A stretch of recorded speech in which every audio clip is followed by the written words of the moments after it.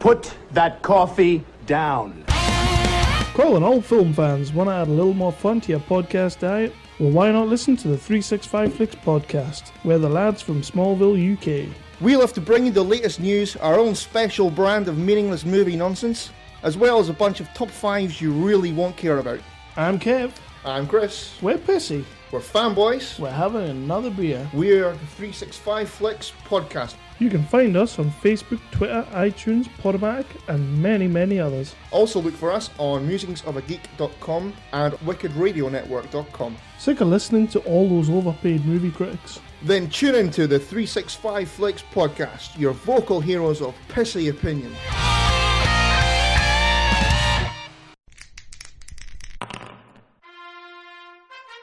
You are now entering the world of Musings of a Geek podcast network. Stay geeky, my friends.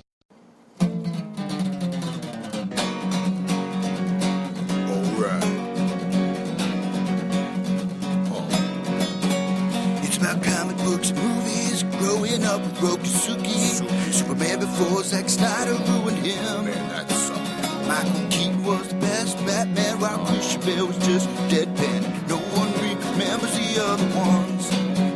Princess Leia in bikinis and Transformer Lamborghinis. Please don't let Shia LaBeouf ever act again. Please, God, no. Remembering tales from the crypt, back when Michael Bay wrote good scripts. He wrote And all right here is no mystery, 'cause it's the history of bad. It's bad. It's the history of bad. So bad. It's the history of bad ideas.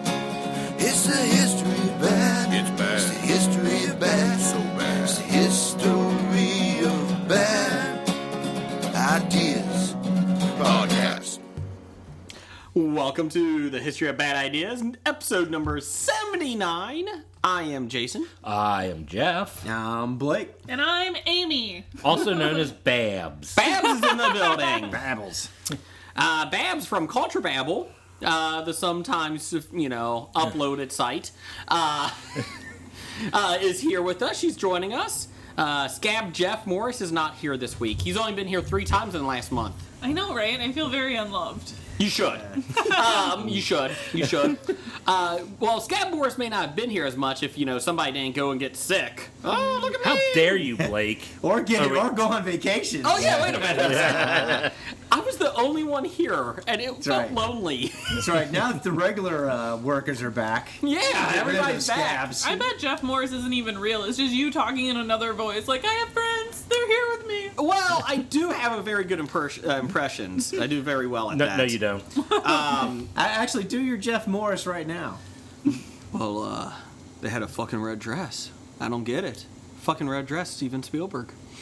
That was my Morris.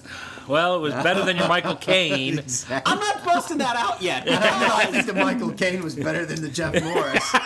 I will say that my Michael Caine has taken a life of its own. I get a tweet a day about my Michael Caine. You should just make that audio available for download for everybody. I think Snake Oil did ask if I could do a ringtone for that. Yeah. Why not? I might send it to them. Well, we heard what VF did over on Graphic Novice with it. So my impressions and also my gambit have taken on a life of its own. I think people are mocking me, but... Yes, they are. But VF from Graphic Novels and Snake Oil have all said that whenever they hear that line, they do it in my voice now. Even when I tweet it, they do it in my voice. Checkpoint for me. Check. Plus.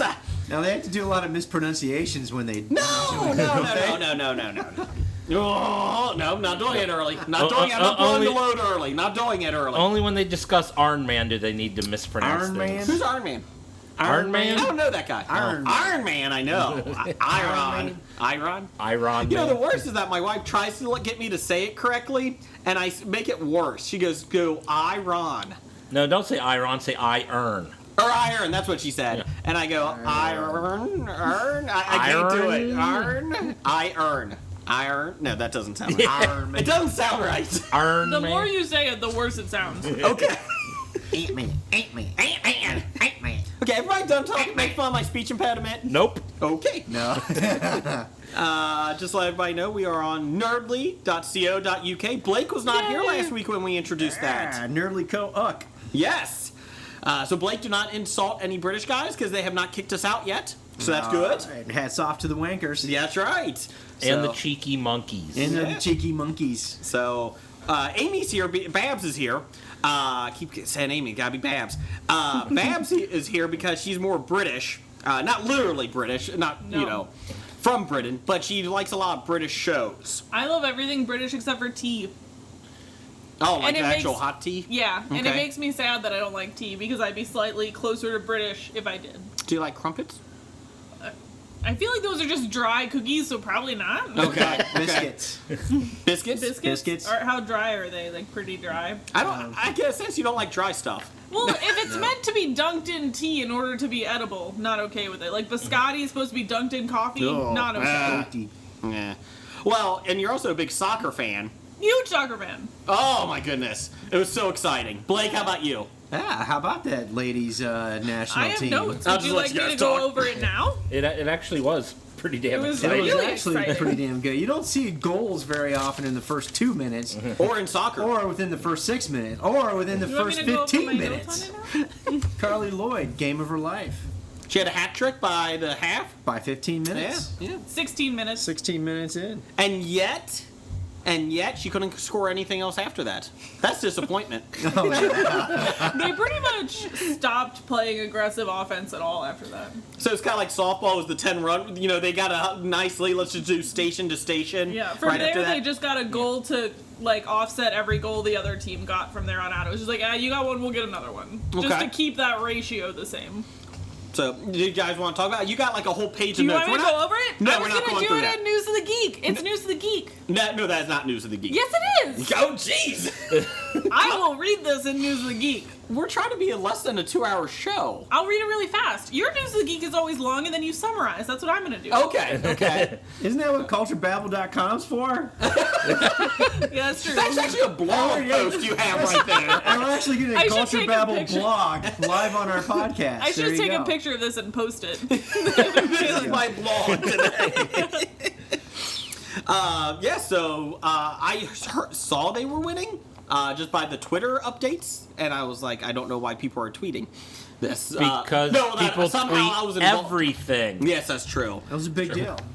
I did like the goal from midfield. 54 yards. Yes, that's what an attentive attacking midfielder does when they see the goalie come off their line. Is that if they can put that ball over and long enough of the goalie's head, it's an easy goal. But the goalie got a hand on it, actually, and almost deflected and saved it. But she was too busy falling down at the same time. Well, when you're backpedaling after you made a huge mistake, you came out too far.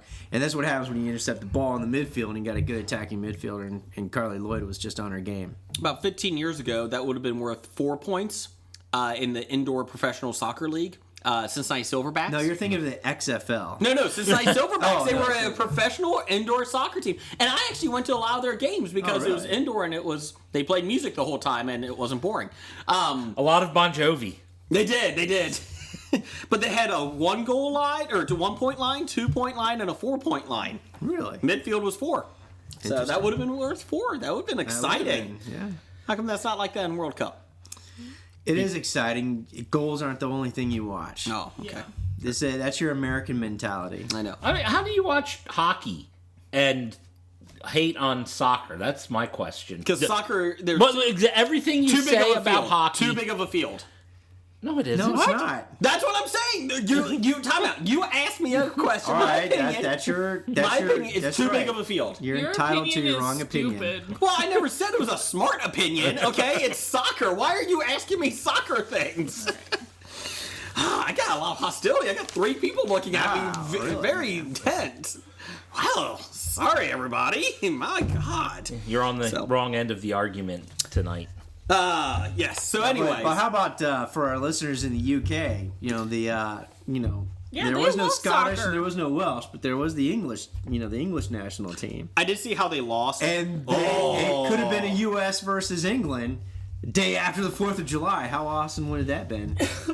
But I do think the way, like, the English team lost in a way that's super heartbreaking, but, like, the class that their whole team showed throughout the whole tournament was amazing. And, they lost to Japan Jason's because like, yeah, sure it was. own I'm sure it goal. was. It was an own goal in the last couple minutes of extra time, and the poor lady actually had to make a play on it and deflected off of her head and went into the goal. Yeah.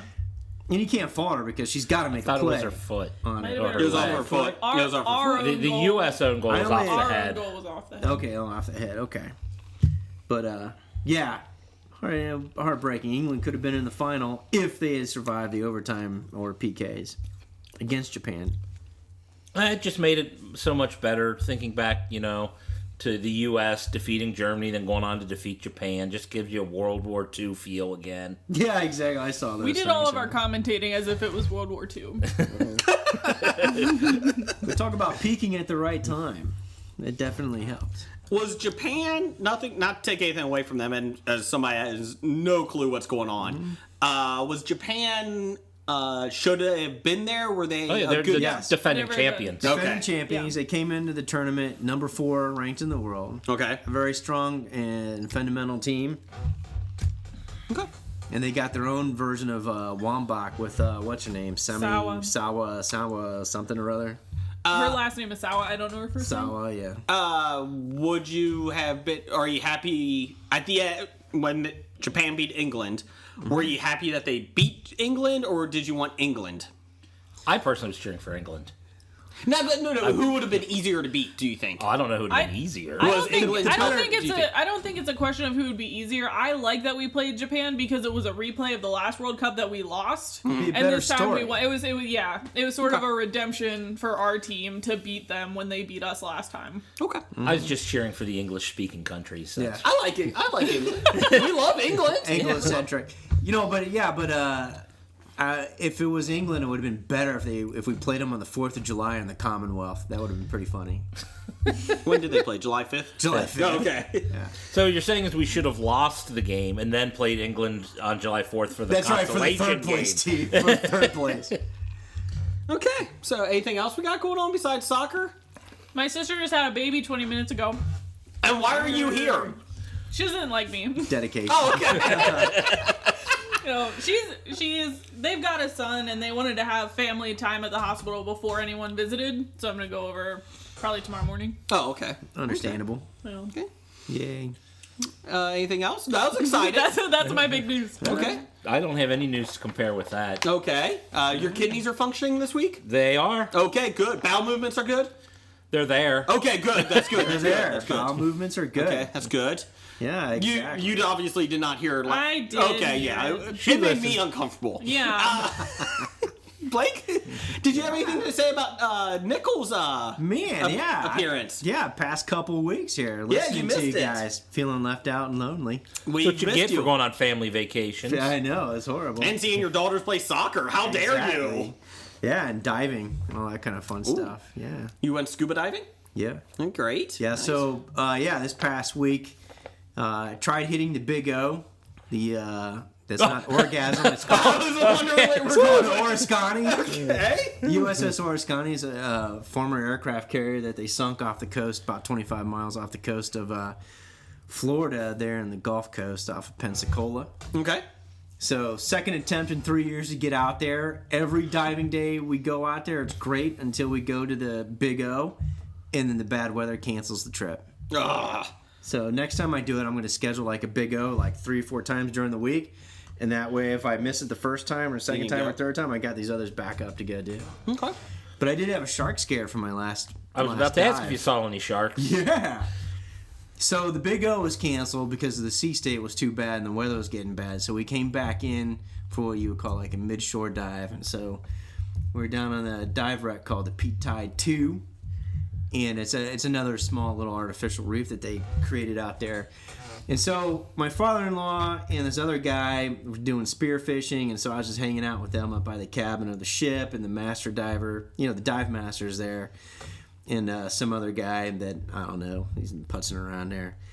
And the problem with spearfishing is that the sharks have gotten used to hearing the twang of those guns going off. Mm-hmm. And then what happens is that when when they're in season, they're doing grouper, snapper, and of course flounder and all that kind of stuff. But you can only shoot a certain size of fish, so they got to be like over 6 inches or 12 inches and stuff. So they only got like one, and the guy's got it, and it's like strung up on like what looks like a big wire paper clip.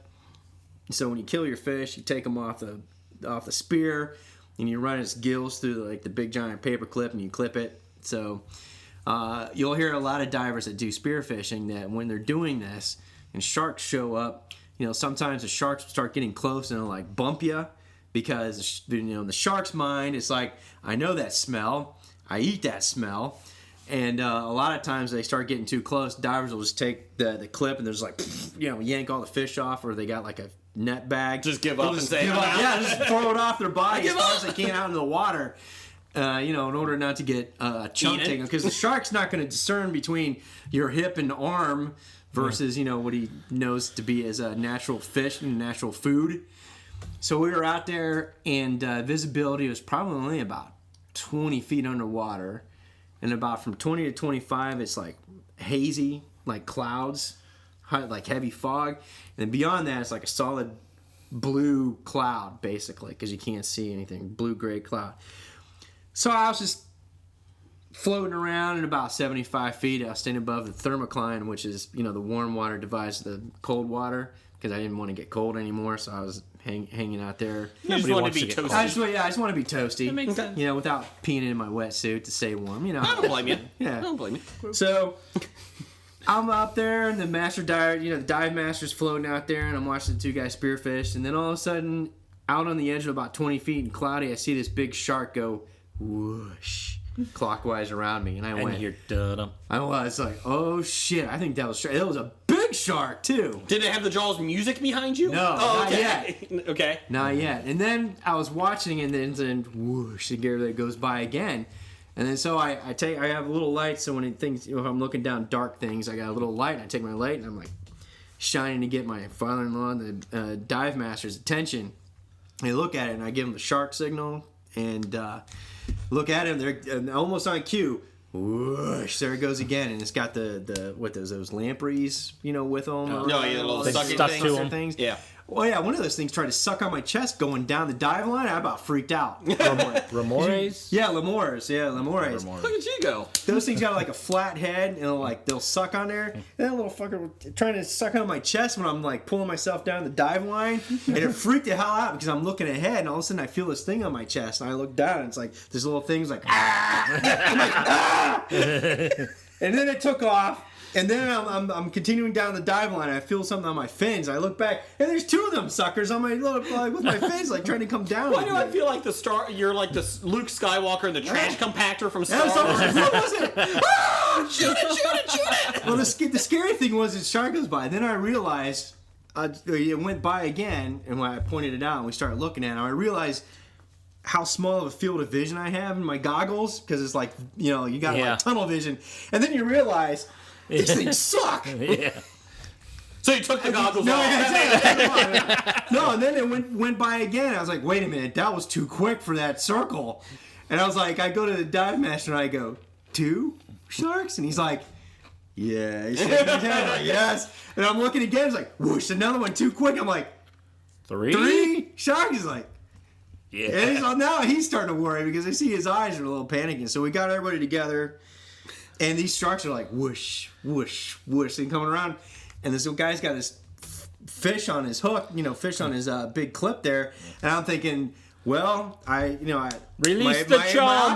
My oxygen's going down real quick because I'm breathing too heavy, and I gotta slow down, gotta relax because you don't want to run out of air underneath, 75 feet underwater.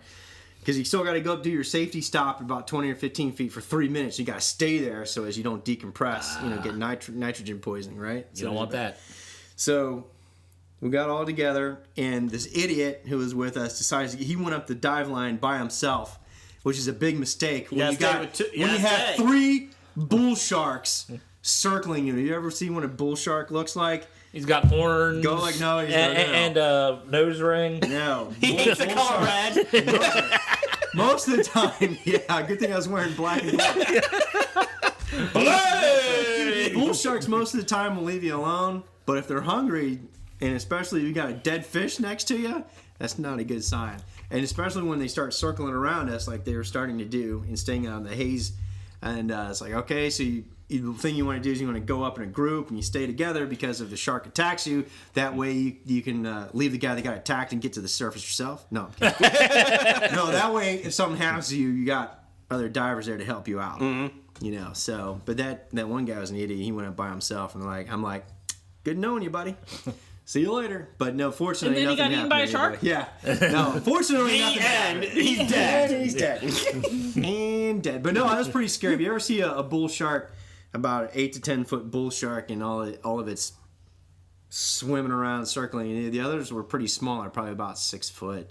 The big one is the one I was worried about most, but it was pretty interesting. Did you get on it to try to ride it? No. Did you the last 8 seconds? No. Yeah. But I died with a knife, and I was keeping my leg up, in case I can grab that knife in case I needed it, quickly. But then you realize just how narrow your field of vision is in those goggles, and you realize just how sitting mincemeat you are. Well, I'm glad you didn't die, because I don't know who we would have replaced you with. I don't know. Scab Jeff or Bad. No, I don't think so. Nobody's as crazy homeless as you. Of course, according to Twitter, I'm the new crazy homeless because of Kevin James, but That's right. Don't get started on Kevin James. So Apparently we will get started on Kevin James. I looked at the outline. I know. I saw it. Fucker. Yes. Well, I'm glad you're back. Yeah, me too. We missed you. It's weird. The whole team's back. Plus Babs. That's right. I got some notes here. You guys are talking about, with Nickel. Mm-hmm. I don't know. He's talking about it. Sometimes you can feel the tension in the podcast. Mm-hmm. I don't know what he's talking about. Do you know what he's talking about? I don't really feel tension. I feel it all the time. Maybe it's just directed at this end of the table. I mean, I know there's a lot of tension when we're talking about Aquaman. That's part of it. I was thinking I could have used Aquaman at that point in time. He would have saved your... my super fucking hero. You know what? Aquaman sees you get attacked by a shark. Fuck you, Blake. I listen to HOBI. Fuck you. Here's a nice 6-piece ring. Try to fix it and fix that. Here's a 6-pack ring. Yeah, 6-pack ring, asshole. Use that to defend yourself. Hey, Aqualad, go fuck him over. So, in the same breath of saying Aquaman could have helped me that time, you still go ahead and insult him. Oh God, yeah. Yeah, no wonder he didn't come and save your ass. Yeah. That was a good comeback. Fuck you, clown. Yeah, there's no tension here. That's right. If you look at me that way again, I'm gonna cut you. I'll cut you, Mick. I'll cut you. I feel like Blake and I are on a team. Sorry. We're on a team down here. You are. Thank you. But Aquaman would save me because he would want me to do listener feedback. That's right. That's right. So we're gonna start with who should we start with? Doug. Oh yes, Doug. #1 fan. Have you right. forgotten him already? He's that one guy. You can't give yourself a nickname, as Babs knows over That's there. right. That's true. That's right, Babs. All right. I have the good fortune of liking my nickname. That's good. That's good. It's true. Disney was going to remake The Black Hole. I actually saw that a couple months ago. It was on Disney DirecTV. Yeah. Did you like it? Watching it as an adult, I think the last time I saw it was probably as a kid in the theater. Yeah. Watching it as an adult, it still was kind of neat. It was boring. It's still kind of goofy with old Bob, Maximilian, and the crazy guy, crazy Russian guy. But it was still. I liked his sweater. Still fairly relevant, actually, when you think about it. The red guy, the red robot was cool. Yeah. Amy, have you ever seen Black Hole? No. Yes, I have you don't ever even heard know of what it? it No? is. Yeah. You don't know what it is? I think it's older than she is. Oh, it's older than me. Yeah. Is it? Yeah, It's I think it was old. like 74. No. It was in the 80s. 80 or 81. It came right Keep after talking. Star Wars. I'm going to find this out. Came right after Star Wars. But anyways, all right. So Doug says Disney was going to remake The Black Hole, but due to the Tron Legacy flop, they canceled it. However, rumors are that they're starting talks 79. are ongoing to make it through. Yeah, 79. Okay. It was right after Star Wars. Okay. Kind of. 2 years. Yeah, 2 years. Well, they also canceled the Tron, what do you call it? The Tron sequel too. The trilogy, the third The one. Tron Legacy sequel? Yeah, they canceled that just recently too. Did anyone see Tron Legacy? Yeah, I Yeah. did. Did you like it? No. Okay. It was disappointing. Then again, I didn't really like the first Tron. I wasn't a big fan of the first one either. Have you seen the first one, Amy? No. Do you know what it is? The first Yes, one was kind it of looked neat. terrible to me. It looked I mean, at that point in time, it was still kind of neat. Well, they did say that Disney did not release Tron on DVD or Blu-ray when the Tron Legacy came out because they were embarrassed by the special effects. And not that they were embarrassed they weren't embarrassed at the time, but they thought for the new generation, nobody, if they saw that, they thought it was cheesy and they won't go out to see the new movie. It wouldn't build a new fan base. So they did not. Exactly what I thought is this generation doesn't need that movie because it was all about look at these cool CGI effects. Okay. And we're not going to be impressed by those now. That's exactly what I thought. I had no desire to see it. I seen probably 15 minutes of it total on TV, and I was not impressed. The arcade video game was more fun to play than. Oh yeah, with the race cars. Yes. Or the disc one. The light laser cars and the disc. The disc one was interesting. That was on Atari too. I like the light race cars. That's about the only one of the things I cared about on the video game. That was pretty. And I wasn't good at it, so I died quickly every time. Really? Yeah, your cores went really fast to that Tron game. They didn't last for you. You could hardly ever last. It's no Burger Time. No, Burger Time was fun. It is no Burger Time. You are correct. It is not Burger Time. That's true. But yeah, I think the remake for the Black Hole's about due. I'm all for it. It was the whole robot humans as robot kind of things. As long as is it just a space adventure? Yeah. Isn't the and I'm a little. I forget some of it because I haven't seen it in ages and decades. But is it one of the ships?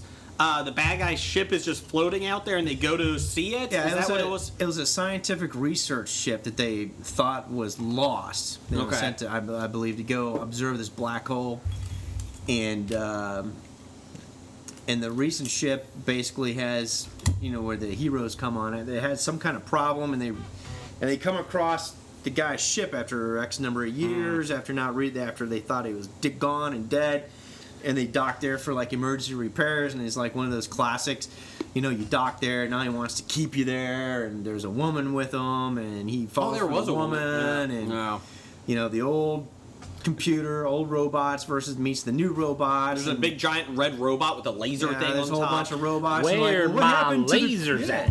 They're like, what happened to the crew? Where's the crew? When you realize, he's kind of turned them all into automatons, and it's interesting. It would there's work. the evil guy that takes them all to their death, basically. But it has a black hole in it. That's always cool. I like black holes. Takes them to the black hole because so that was watch Doctor Who. It doesn't have a black hole in it. Yes, it does. It has 7.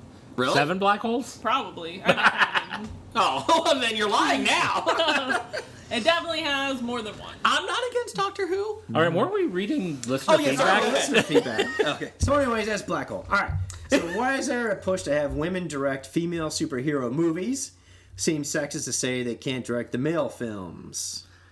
I have 2 notes on this. All right, let's hear that. I circled the first sentence, which is, why is there a push to have women direct female superhero movies? And I just wrote, because men are awful. And then in general? The second sentence, seems sexist to say they can't direct the male films. It is. That's my note. Well, there was a woman up for Thor 2, and she dropped out because she didn't like what Marvel was doing, I guess, being... She wanted to do something different. Yeah, and so she dropped out. So there was a woman that was for the second one. Oh my gosh, one woman? One woman. Oh, I can't do it. I'm not in charge of Marvel. Don't look at me like that. Just that one female director in Hollywood that they let direct. And then they also just had another woman that just dropped, a woman director that just dropped out of... Wonder Woman. Wasn't it Wonder Woman? Well, there was one dropped out of Wonder Woman. Doctor Strange? Or I'm trying to think what it was. I can't remember Captain which one. Marvel? Yeah, maybe it was Captain Marvel. I don't remember. One of those, but yeah, they just dropped out again. Yeah. So it makes sense Marvel's to me. losing a lot of directors because they find out they don't have the freedom to do what they necessarily want to do. And in all honesty, that's Marvel. That's their. You should know that going in, especially after Edgar Wright. You should know that. Here's your defined parameters. Do not leave this vision. And as much as I've been reading about Edgar Wright's vision of Ant-Man, he didn't have Wasp in it that much. Like, now she's part of it, like Hope. They think she's going to be Wasp. Oh, yeah. We think so, but we don't know yet. Don't ruin things. Well, I don't know either. Yeah, I don't know either. That's just the rumors that she's going to be Wasp. But they added her more because originally it was going to be Douglas and Rudd as the main guys. They added more roles for Hope. So... Well, I do like Evangeline Lilly, so I won't complain. I like the scene. What are you going to do? Punch me? Show me how to punch. Whack! And just punches Rudd down. So, yeah, okay. Anything else? Anything? No, I say it makes sense. A push to have women direct female superhero movies because it's about a woman superhero, woman female perspective. Well, it's right. It's also the same thing that they should have more women writers at Marvel and DC write women books because it's the same thing. I don't know. Most male writers do not know, at the comic books do not know how to write women characters. Not all, but majority. It's the same thing. They don't know how to write a relationship. You know? Well, they just come from the You're view writing they're- a perspective that you don't know. And writers do that a lot of the time. Correct. Like, there's a lot of women that write male protagonists, other way around. But to never bring that voice into the room makes no sense at all when there's however many thousands of women writers out there who would jump at the chance to do something like that. Well, Spider-Woman, did you see, is now pregnant? 8 months pregnant in the new comic book? She went from 0 to 8 months all at once. Well, they're time They jumping did a time 8 months. jump.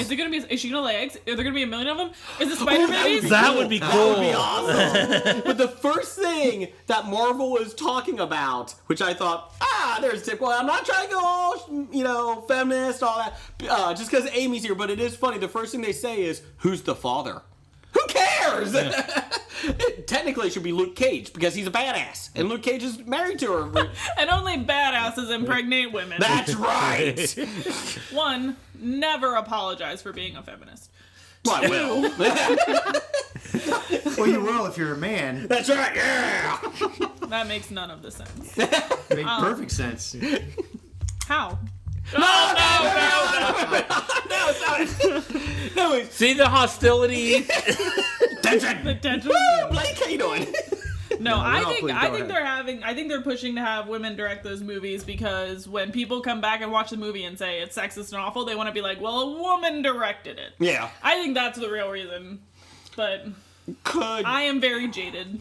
I would like to see a woman direct Thor 3 just because maybe Jane Foster could be, I don't know, Relevant? fun. Yeah, relevant. Or just kicked off the planet and then we could just focus on Jamie Alexander. Yeah. I won't I'll argue take that. Sif. I'll take Sif. I love Sif. I would see a Sif TV show. I wish Would they you see a do Sif that. movie? Yes. Yes. Okay. I would see a Sif. Yeah. I think she is the female, she's the Marvel version of Wonder Woman. Wonder Woman. So. I just watched her second appearance on Agents of S.H.I.E.L.D. in season 2. I love when she comes onto that show. I do too. I just hate the whole amnesia storyline in any show. Yeah, I mean, it's such an obvious kind of plot device, but it's cool when they actually just have a device that makes you forget things. Yeah. It's instead of getting hit on the head and forgetting. I saw that in Men in Black. that's true. It really was a plot device. Hold on. There you go. Thanks, Nick. Okay, next. Moving on. Oh, we're moving on. Moving on up. I guess I have to read this from Doug. I'm not going to say a word about this. Kevin James facts. Apparently So here- that's a new segment we're doing now. All right, here are some facts for your Kevin James segment. You have one, right? I guess so. Now, he was raised Catholic. His father owned an insurance agency, and he was on the high school wrestling team with Mick Foley. Now that third one's kind of interesting. Who's Mick Foley? He's a wrestler, the king of hardcore. Yeah, he got his head bashed in like 1,000 times. He was Mankind and Dude Love. in WWE, ECW, WCW, New Japan. But the funny thing is, after this, I didn't put the other thing. The next tweet was, you have a lot in common with Kevin James. You got that wrestling thing. You were together, raised don't you? Catholic. Yes, that was it. Fuck you, Kevin James. Okay, that's all I'm going to say about it. Don't you work for insurance? No, I don't. Okay, moving on. Moving on. Fuck you, Kevin James. Fuck you. Okay, moving on. I'm going to say this, and there's no theme music for this, so don't start singing, Jason. Nope, no theme music. Face off! Face off! I want to take your face off. Oh, I forgot to do that this week. I forgot to get the Nicolas Cage quote. Oh! Damn it! Well, you got homework to do for next week. Yes, go ahead. And you'll forget that. Yes. No, I won't. I'm writing it down. Go ahead, Blake. Face off. Snake oil. All right, face off. No music, please. Okay. From Snake Oil Comics at SOC Podcast. Who would win this fight? In this corner, we have Plastic Man. Boo. In the other corner, we have Mr. Fantastic. Yay! By that I mean Mr. Fantastic. They're both would stretchy win. guys. They're both stretchy guys. Reed's intelligent. Very intelligent. Plastic Man has goggles. Plastic Man's Has goggles. goofy comedic device. I Goggles. think Mr. Fantastic has a better outfit. Yeah. Oh, the Plastic Man has one of the worst outfits in all It of is them. one of the Yeah. worst outfits. Doesn't it have ever. like a cross, like rope, like string or Yeah, something? latticed, like a corset. Like what do you need a corset for? I don't know. When you are Elastic stretchy, Man. yeah. I will say the Imaginext superhero version of Plastic Man is rubbery as opposed to the other ones because my son has him. Can I say Elongated Man would win? Ooh, elongated man. No, he's a pussy. Oh, well, he's dead. Oh, my wife died.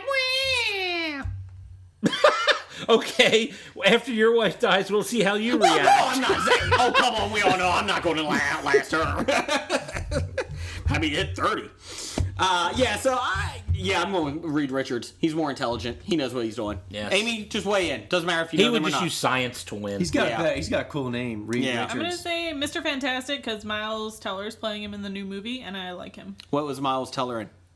Isn't Mr. Fantastic the guy from Yeah. Fantastic Four? Yeah, No, well, I just you're don't right. know who I'm Miles asking Teller is. Who's Miles? Oh, you're asking what else he's been in? Yeah. I was like, oh shit, I named the wrong thing again. No, you're right. You're right. He was in other movies. Okay. Is he in that Insurgent thing? Yes. He was in that, and we've talked about him because I Yes. was like, he's been in stuff, but he wasn't that good in that. Yeah. Yeah, I Okay. like him in other stuff besides that. Okay. So moving on, and also if you want to send us a face-off, anybody, we did get a Chester Cheetah versus Hamburglar for next week. Ooh. So you don't have to just do superheroes. We'll have to. Ooh, yeah, we'll have to go around and We're doing Blake versus Jeff one week. do research. No, literally, there's going to be a death match between Blake and That's Jeff. no fair. Blake will win that hands down. Not necessarily. He's got military training, and I'm Blake, a fat tub of Bring your goo. knife. Blake, go for the kidneys. Go for the kidneys. Wait, Andy knows my weak point. All of you? Okay, I deserve that. What was that? are Amy? we doing Randall Holt's face off too? There's Uh, one about Doctor Who. you put Oh, it okay. on Did he yours? throw one in? Go ahead. That's what all my Doctor Who notes are about. Okay, you need to cut that down to about 30 seconds. I will. Okay, Can I? what is it? Okay, so he asked who would win in a fight between the Silence and the Weeping Angels, which are two Doctor Who villains. Okay. Allow me to describe to you what they do. You got 30 seconds. I'm setting the timer. Hold on. Okay, do it. Hold on. I'm I'm gonna setting the talk timer. so fast. Come on. Where's the timer? Where's the timer? Use this time. No, he's not. Right. Oh yeah, that's true. Should be using Okay, this so time. It's the like deal with Start, go. the deal with the deal with the Silence is as soon as you stop looking at them, you forget what and who they are. They can zap people with electricity and can implant hypnotic messages in people. The Weeping Angels are quantum locked humanoids, meaning they change form when they're being 15 observed. seconds. When an angel is being looked at, and then they turn to stone as soon as you look at them. 10 seconds. And they zap you back in time. I need 30 more. Okay, man, hurry, go. Okay, so Doctor. the question is, who wins between them in a fight? 30 I say seconds. the We gotta Weeping go. Angels win because there's been nothing in Doctor Who that establishes that they can be injured Doctoring the in TARDIS. any way. So who wins? the Weeping Angels win. Okay. And the quote I found in Doctor Who that I think backs up this argument 10 to a T seconds. is the Doctor calls them the deadliest, most powerful, most malevolent life form evolution has ever produced. And I don't think you can fight with that. So Weeping Angels, they win. With 4 seconds left. That was 56 seconds I of did- my life I wish I had back. I put all my notes on Twitter so you can read them if you want to know my full logic on Hey, that. at least we gave you the time. You did. All your notes on Twitter? How many tweets did that no, I establish? took a picture of this and posted Oh. it. You can pretty You much should read the post whole that on thing. your blog, too. I will post this on my blog. Okay. So what else we got, Blake? Michael Leal Yes. at Michael Leal. Michael _ Leal. Is it Leal or Leal? Didn't we have this? You guys had a Lee. discussion last It's Lee. week. No, it's It's two Leo. syllables long. Leo. However, you can do it in 2 syllables. Michelle Leal. Okay, moving That would on. be his wife. He said, We got a draft day today, people. all right, we heard Jeff's near-death experience. What is the worst sicknesses for Blake and Jason? What did they Hey, ever Amy, have? if she wants to chime in. Mine was mono a couple months ago. That was You're right, yours. You did have You mono. almost- I know you had the mono, but I didn't longest know. period of time. Wow. But he had it for like 8 months. Yeah, but Yeah. that'd be nice to be the worst. That's probably. I mean, I can't think of anything else. I never really had. I've had broken bones and that. I mean, knee surgery and that, but nothing really. I feel like the worst to deal with would be something that lasts forever like that. Because you probably just felt like you were never going to get better. For about 2 months, I felt like I was just going to fall asleep, Yeah. and I couldn't. And I only missed one podcast, and that was because it was up in Columbus. So technically, I'm better than Jeff on that. I can't argue. And you couldn't kiss us for like 8 months. Oh, we tried. Well, we used the plastic wrap. Yeah. We had to put the spit shield up on the microphone. Protect my face since I sit across from him. Or kiss condom, as Jeff wrote on the plastic wrap box. What was your worst sickness, Blake? I ended up in the hospital a couple times. A couple times. Appendicitis once. That was pretty scary. I told you my hospital nightmare scare story, didn't I? You remember that when I came to visit you? I remember you came to visit. Yeah. Don't I remember that? I remember you told me a story. I don't remember how it horrible went. story. It's your turn to scream. You remember that? Oh, yeah. That was pretty scary. Buckle up. It's a long story. No, we don't have time. It's a long story. Your story time next We can week. do it next time. But yeah, it was pretty scary. But the other thing, the gallbladder failed. I had to get my gallbladder cut out. Oh, wow. Yeah, My wife had that too. Yeah. Amy, anything? My worst really isn't an illness. I got a really bad sunburn once, and that sounds lame, but it was from across both shoulders all the way down to my shoulder blades, and it was second-degree burn, so the whole thing blistered. Yeah, that's what happens all when the you way sunbathe down. topless. God, you're a fucking asshole. I was 16 and at summer camp, and That makes it better. yeah. Was I it like a in summer bathing camp? suit. Like you spent the night there? Like Yeah, it all was- summer? Yeah, no, Oh. it was a week. It was Okay, a week that we okay. went to summer camp, and I didn't even know they were still out there, and they are because my nephews go to them. I Yeah. couldn't believe that. I mean, it just like I had like a halter top bathing suit on, and I got this terrible burn, and I couldn't lift my arms over my head, so I couldn't like change my shirt at all. So they like tore a t-shirt in half, and I wore it like a jacket the whole week because I So had you had no a other shawl way. all week, I basically. basically had like my bathing suit and a shawl, and they wrapped all of the burnt part, which you really shouldn't do. I found out after, because then they pulled all those bandages off. Oh, It doesn't like... you know, this Like started the- off lame, but then I kind of feel bad for you. The now. nurse at the camp like just didn't really know what to do with it, and like I was like it basically ripped off all the skin on my shoulders. So Oh, that's lovely. now you can think of that instead of right. topless images. And then you start all over again because, what you did have forming up to heal your skin, you just ripped all that stuff off, and then it's all Right, nice it and had raw. to be wrapped for weeks. Like I still have some scars and stuff from it.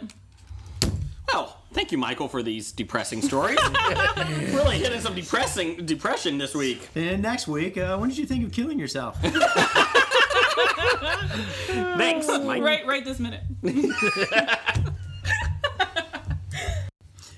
And Dr. Number One at Dr. Number One, he's got a couple questions. He wants to know that now that Fox News has parted way with Sarah Palin, is Amy joining Fox News? Amy? I don't think there's enough tequila in the world to make that successful. I I think it's not that I wouldn't go there. I would go there today. I don't think there's enough tequila for them to deal with me all day, every day. I thought it was just the opposite. I thought you were doing... Because it'd just be me running through sets that weren't my show, being like, you guys are so wrong! And then just like keeping going. I would pay to see that. Yeah. Just you running in the background. Hey, Yeah. fuck you! You're wrong! Can I do Every that to- hour on the hour. You're wrong! And You then I could do would, that to CNN, but then nobody watches CNN, so nobody would know you were even on. and I would run out of good arguments. So I would just like run on the stage and be like, your blonde hair makes me sad! And then I would just like keep going. You do like Jello wrestling with Megyn Kelly? Yeah. Megyn Or mud Kelly, wrestling? she's, she talks and she's annoying. In fact, everybody on those news shows, I don't care what channel, Well- MSNBC, CNN, Well, Fox Fox. News isn't news. What's that? Fox News isn't a news You show. could make the same argument MSNBC isn't news either. You could Probably make the could. I same don't watch. argument. I've never really watched that. MSNBC, CNN, NBC. Leave CNN alone. They're down in the They're at dumps, least okay? trying to report the news. That's They're like just doing making it fun of badly. Yahoo. Like, no one needs you to do that. We all know. CNN is the Yahoo. Well, I guess we're all gonna have to go to Huffington Post. Oh, wait a minute. Time out. So CNN is the Yahoo News of cable networks. Okay, we got it now. Okay. Yeah. I watch The Daily Show for my news. Okay. You know, that is entertainment. No, It's not a real news show. It's as much of a news show as anything else on Fox cable. News, for Exactly, it's all entertainment. No, wait. Yeah, that's right. BBC actually puts out good news. BBC is probably your most reliable news source. I watch Tosh.0 for news. That's the same Yeah. too. Okay, Yeah. okay, just making sure. Hard-hitting commentary. Did you know Aaron Hernandez was convicted?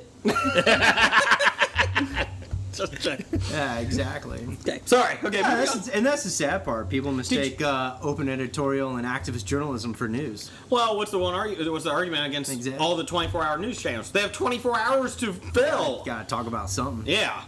Did anyone see Sarah Palin possibly be drunk on her? I heard something about I it, but I haven't seen didn't it I yet. didn't see click it. on it. Saw the headline. She'll probably claim she was on medication or something. Yeah, that's fine. Whatever. I don't just see. saw I don't that. see what the big problem is. Saying, yeah, I got drunk. I Actually, respect you more. Yeah, exactly. Yeah, I was like, I was that's drunk, true. and I was like, Again, like I said, not to go all political, but Mitt Romney, I saw his documentary on Netflix and I'm that. sorry. No, I don't, even if I don't agree with any of the politics, I like watching this just to see why they thought that. And you know what? He was actually a likable person in the documentary. They followed him from 2004 all the way up till the last, or 2000 I think it was, up until he lost. And in all honesty, like, if he would have shown any of that, type of realism, he would have gained more voters. Any of those presidential candidates show something. No, that's like I remember when Bob Dole was running for president. Bob Dole. And everyone's like, oh, he's just so stiff and blah blah blah. And then when after he lost, he was on Saturday Night Live, and everyone's like, why couldn't he show this Exactly. type of personality? Because they have all the handlers there saying, "Don't Yeah. do it." You get more people that way. And that's what Clinton was good at. He Bill? went on, Bill, yeah. And getting sex from Hillary interns, is obviously. having a hard time with it, I think. Hillary? Yeah, she's not coming likability across factor, as she is- personable. Yeah, too much analysis, I think, went into Ted it. Cruz is so- coming across as personable. He does Simpsons impressions. I think I found somebody that I'm better at impressions with. You're better than Ted Cruz. I'm better than Ted Cruz. Name of the title. Better than Ted Cruz. gotta be. Now, see, that's the problem. Mitt Romney is actually a good guy, and that is actually true. Unfortunately, for people that follow the Unfortunately, GOP, he believes we should give up on all poor people. no, it's not true. He doesn't understand what poor people No, are. and you're wrong Right. again. The problem is I'm right. he gets Yeah, you are. hijacked. Anybody in the GOP on the right side gets hijacked by the far right because they're the ones, the old GOP, the old rich, white, stodgy people have basically hijacked that party and have controlled it for Mitt about Romney the didn't get past X hijacked. number of Mitt years. Romney's Oh, yeah. part of that. No. If you take the Mitt Romney that was the original Mitt Romney and you let him run the way he does, he probably would have a better opportunity at being president. But the sad part is that anybody in the Republican Party has to pander to the far right, and that's the problem with the GOP. I don't understand why you need to pander to the far right, because the far right is not they're going the to ones vote. that, They're not ones going in to the vote. Republican Party that hold all the money. But they're The not money. going to. It is the money. It's the money. okay, but Because they're you not need the gonna vote money to Democrat. run the ads to convince people to vote for you. They're not going to vote Democrat. So I'm the Republican. Would you rather have me or this far left liberal who you hate? I mean, why Yeah. do I have to suck up to you when but I see- have to say I'm better than the other person in your eyes? Let's see. Exactly, and that's the problem.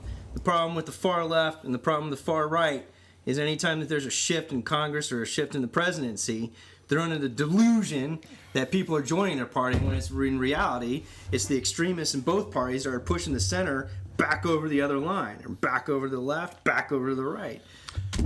Instead of pulling people to their parties, they actually push people in the middle back to the left and to the right. And Now that's- that I'll agree with. I don't know so much that it's pushing to the left and to the right as it's motivating independent voters to vote at all. Because there's a lot of if every Democratic voter voted in every election, a Republican would never win, just based on polls, just based on poll numbers. But convincing the majority of Democrats to go out and vote at all is very difficult. So when you get these hot button issues, these things that really rile people up, people say, I'm going to go vote. That's why presidential elections, especially in Ohio, are way better for Democrats traditionally than gubernatorial elections are. Would free pizza help? I think free pizza would probably help. Free cell phones help out an awful lot, apparently. Personally, what I think, the best documentary I saw was South Park, when it was Giant Douche versus Turd Sandwich was the president. Yeah, Who do you vote for? It doesn't matter. Exactly, the lesser of two evils. It is. Isn't all elections come down to a giant douche and a turd sandwich? Pretty much. No, And then Puff Daddy. No, Yes, it it doesn't. does. And No, Puff it doesn't. Daddy much telling does. everybody to vote. No, it Exactly. doesn't. Yeah, it does. Okay, moving on. No, So lesser of two evils. Actually, if you want a good podcast that talks about what you just talked about, douchebag versus turd, go to Dan Carlin and go to his Common Sense podcast. He actually talks about that, the lesser of two evils, a couple episodes ago. Okay. It's basically what you're back down to. The bulk of everybody in the middle is basically down to the lesser of two evils, is because both parties are controlled from the extreme left and the extreme right. I'm voting for a Wookiee this year. Vote early and vote often. Oh, let the Wookiee win. Let the Wookiee win. There is shirts like that for the Hey, president. by the way, aren't we like a comic book podcast? Yeah, let's do anyway, it. look at this guy. And speaking of that, Dr. Number One, thanks. Explain to me why should I vote for Bernie Sanders over Ted Cruz I in have the a 2016 short election. answer to this. I like Bernie You wanna Sanders. do a short answer? One, I like Bernie Sanders, and two, because Ted Cruz thinks his religion should dictate our country's laws. Okay. That's the main reason. I would vote for Christie if he would pull his pants down a little bit. Not all the way, but like a little bit. He has them like way up to his boobs. He needs to bring them down a little bit. Is there a better So you train want to wreck? see his ass, is what you're saying. I'd rather see that than all the way up. Where's the flood coming, Chris? I gotta calm down. Is there a better train wreck for this entertainment than watching Trump go? It's amazing. Did you see the Daily Show's thing when Trump announced? Yes. It was hilarious. When Jon Stewart said, "Thank you for the last 6 weeks of my good job here. Thank you. This is great." And now, like, Trump is losing all his, like, NBC cut all ties with him talked about now. the last time he was on the show. Oh no, it was when me, you, and Morris were here. Yeah. About it was the day Trump, said he was running. Yeah, and I yeah. listened to his ramblings. Yes. Who is that man? He's a crazy man. He is crazy. I mean, it's like, I want him to get the nod. Not the presidency. I just want him to keep you going. just want someone to nod. Yeah. I just want him Let's to keep make it going. interesting for a while. I want him in a debate. A presidential debate somewhere. He will make the They debate said interesting. he should make the debate in total. It's supposed to be the top 10 people in the polls for the debate, and I think he has the name recognition to get the polling to get into the debate. They said he There's is like 16 or 18 people he is, running so as far. of I now, know. he is third place in the Republican So Party. he will be in the Republican debate, Yes. which the question then becomes, do the Republicans let him go? They have to. They don't want him to. They They don't want him to, They so do already they don't find a want him to. workaround? Assassination. No, that's why. I mean, it's their debate. They can do what they want. Yeah. So do they say, fuck you, you're not Time coming out, in time out. anyway? You're not allowed going. Trump just makes his own debate just by himself. Yeah. probably would. That would be awesome. I'm sure he would. Ross Perot shows up. He'd be like, here's all the 10-year-olds in my neighborhood. We're going to talk about foreign policy. Close the borders. There's your listener feedback.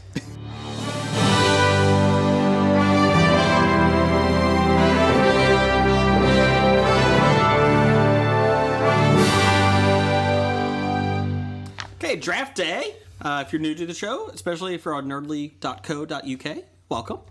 That was the political segment that we're no longer done with. Yeah. We're officially done. That was the political segment, which we have tried for 78 episodes to not get into. It was And still very short. That it could was- have gone on Oh, much it could have longer. gone on much longer, but we needed to cut it short because that's not what we're about here. So draft day, basically we take a team or a show or a movie and recast them with anybody, living, dead, doesn't really matter. You know what we Fictional. should do for one of these draft days? We should like recast all the Democratic Party members, running for. Then have next week have recast all the Republican Party. people running for president. I got Gary Busey as Donald Trump. Nice. Let's see. Can I get Howard Dean as somebody else just because I want to hear him go, yeah! Again. We're going to Virginia in the White House. Yeah! Okay. This week from Amy Babs at Culture Babble, you picked Anchorman. I did. And we're drafting Will Ferrell's Ron Burgundy. Basically, everybody should know what this is. Yes. Let's see. Christina Applegate is Veronica Corningstone, the ambitious news anchor woman that wants to be taken seriously in the male-dominate world.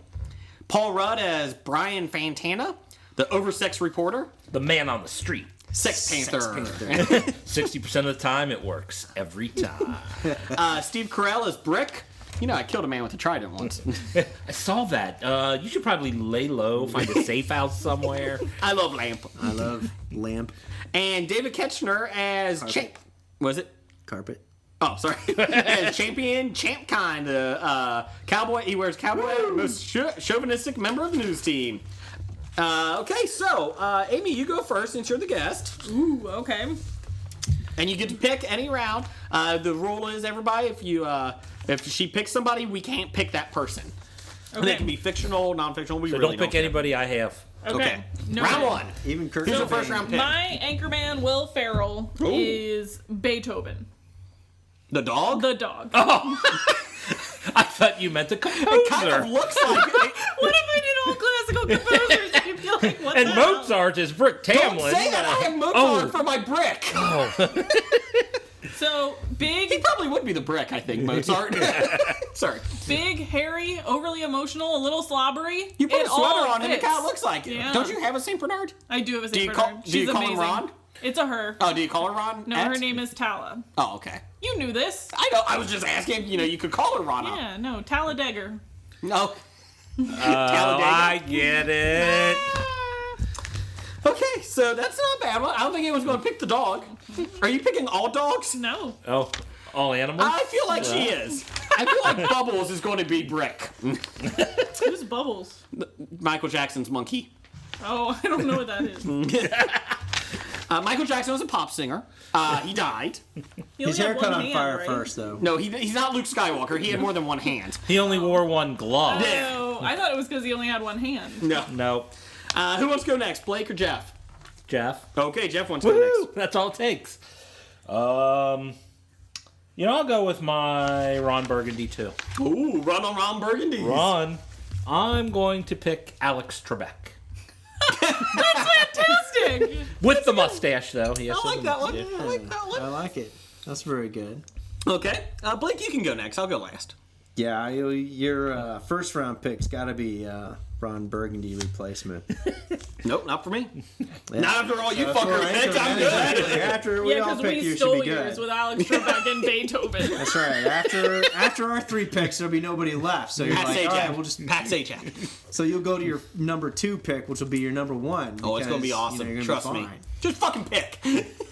I had to give it a lot of thought of what I was going to do to replace Ron Burgundy. So I did. I'm replacing him with Ricky Bobby. Oh, from Talladega. That's another Will Ferrell character. It still counts. Still counts. I know, I'm just Ricky saying. Bobby.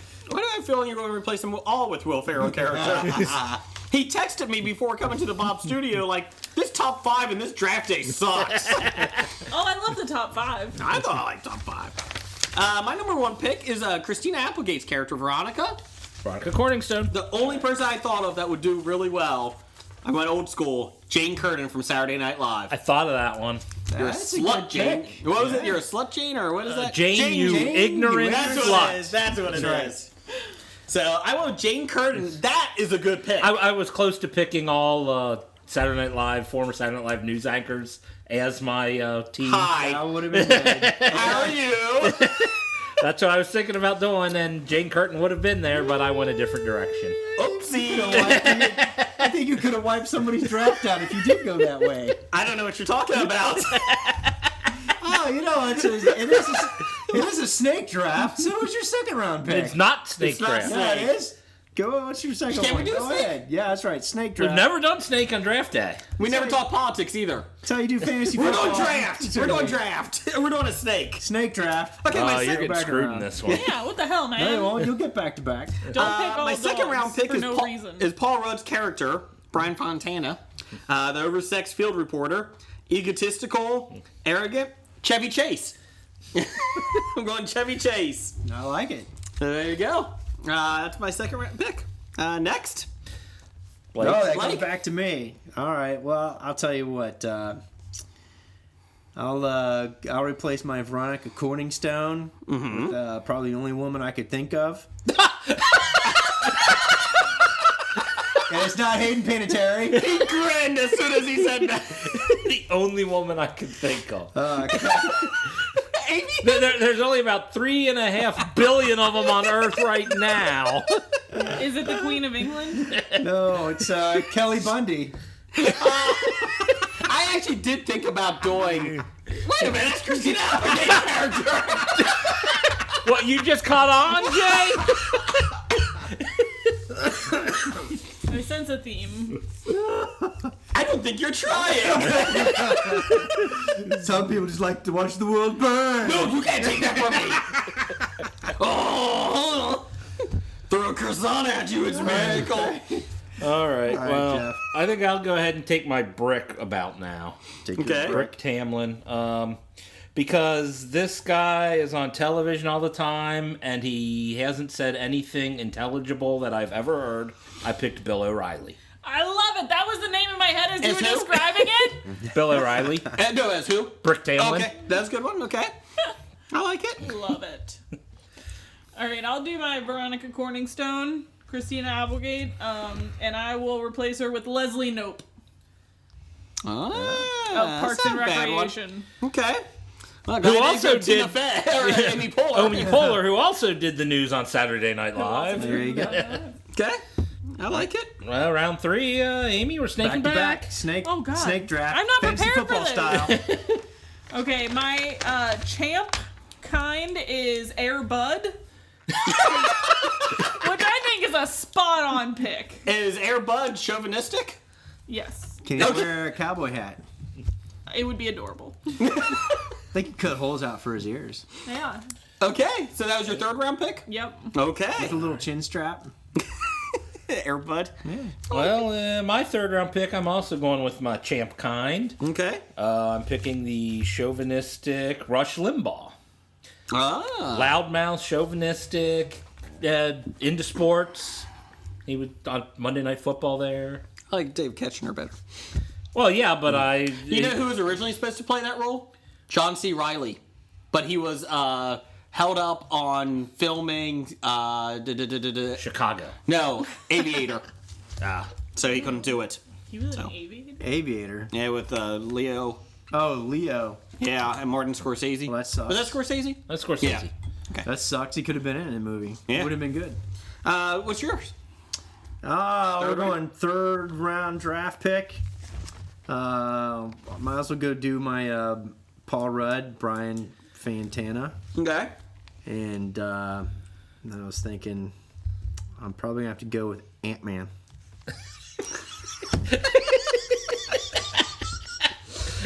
All right, Ant-Man, I love it. I don't know why I thought of it. It just came to me. Like a light of knowledge. All right, Wow. Jason, what Saturday Night Live anchor do you have next? How do you know that I'm doing that?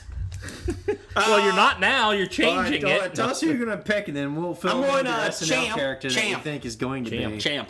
Who do you guys think? Bill Hader? Let's see. I'm going Colin Quinn. Norm Macdonald. Norm. Norm.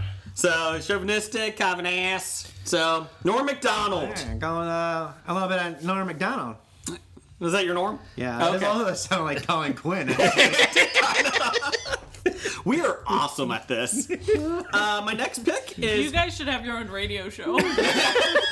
I can. He's on the show with Blake and the Dip Man. He guys own one. The Dip Man. 98.5. I'm going Will Ferrell as Ron Burgundy. That's Warm 98. Not here. I'm going Will Ferrell as Ron Burgundy. I'm going Kevin Nealon. So, like He doesn't that. have a mustache. No, but he could play that role. The oblivious to everybody. You know what? Fuck you. Yeah, I think he'd be better Brick Tamlin. Wait, Probably. you should have picked him as Brick. You should have went Dan Aykroyd on that one. He had the mustache and Oh, everything. you know what? I have Dan Aykroyd as it. As my first pick. I'm going Dan Aykroyd. There you go. Dan Aykroyd. I'm glad I'm here to help your team Now, along. Dan Aykroyd was that not written down? It was written down. Dan Aykroyd. Sure, go right ahead. Good, Blake. Who are you picking next? Did you do your back-to-backs? Yeah. Oh, really? I'm here. Have you noticed that I'm in here? Fourth round? Sorry. Fourth round pick, Blake. I'm used to staring through you. Thanks. at the water bottle, Pepsi water bottle, with the girl on the hard top. Yeah, I think so. Then, anyways, Brick Tamlin. Steve Carell played Brick Tamlin. I thought of the perfect weatherman for this. I picked Michael Scott. Yes! I was right. Saw that coming. Okay. Jeff. Oh, who do I got left? This is the quickest draft day ever. My Brian Fantana. I'm going to go with Ralph Garman. Oh, from Hollywood Babylon. From Hollywood Babylon and the Joe Schmo Show. Okay. That was okay. I think he'd play a Brian Fantana pretty good. Do. Yep. Amy? So my final two? Yes. Final two. Snake Okay, draft. so Dogs. My Brick Tamlin is C-3PO. He's not a dog. I know. Neither is Leslie Nope. Oh, that's true. Okay. But his IQ is higher than 48. C-3PO knows millions of languages. Maybe she means the one from Spaceballs. Oh, there was no C-3PO in Spaceballs. Well, No, I mean Joan the Rivers. one in the Star Wars. Okay, movie. well, please explain. I just you're feel right. like he could pull it off. Okay. there you go. He has long range. Yeah. Okay. I love lamb. That's all you need. That was a C-3PO? I can't do an Anthony Daniels voice. I'm sorry. How does everybody get on me about my Michael Caine? Because I don't do it over and over and over Show again. me one. Nope, not doing it. Not doing it. Not going to do it. Not going to do it. All right, my Brian. That was my George Bush. Oh my God, my Brian Fantana is Spike, Snoopy's brother in the Charlie Brown. The one that lives in the desert. Yeah, because wouldn't that fit perfectly? Doesn't he kind of look like that? Who is it? Spike, the one that lives in it's Brian Brian Fantana. I like it. Yeah. Yeah. I can see him put it on Sex Panther too. Yeah. I can see that. Is that the one with the whiskers? Yeah. And he has a van, doesn't he? Yeah. he is creepy like that. He does have a van in the cartoon. Okay, I like that one. Plus for you on that one. I like the Spike. Thank you. Jeff, finish off your horrible draft. My horrible draft, which is still better than yours. No. The only reason yours is remotely decent is because I had to tell you who to pick. Jane Aykroyd, that was it. I had the other ones. Yeah, and those weren't even that good. Shut up. I'm going to say he's better just because he can do Anthony Daniels impersonation. Oh, yeah.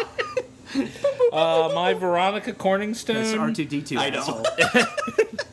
I'm going to go with Jessica Williams from The Daily Show.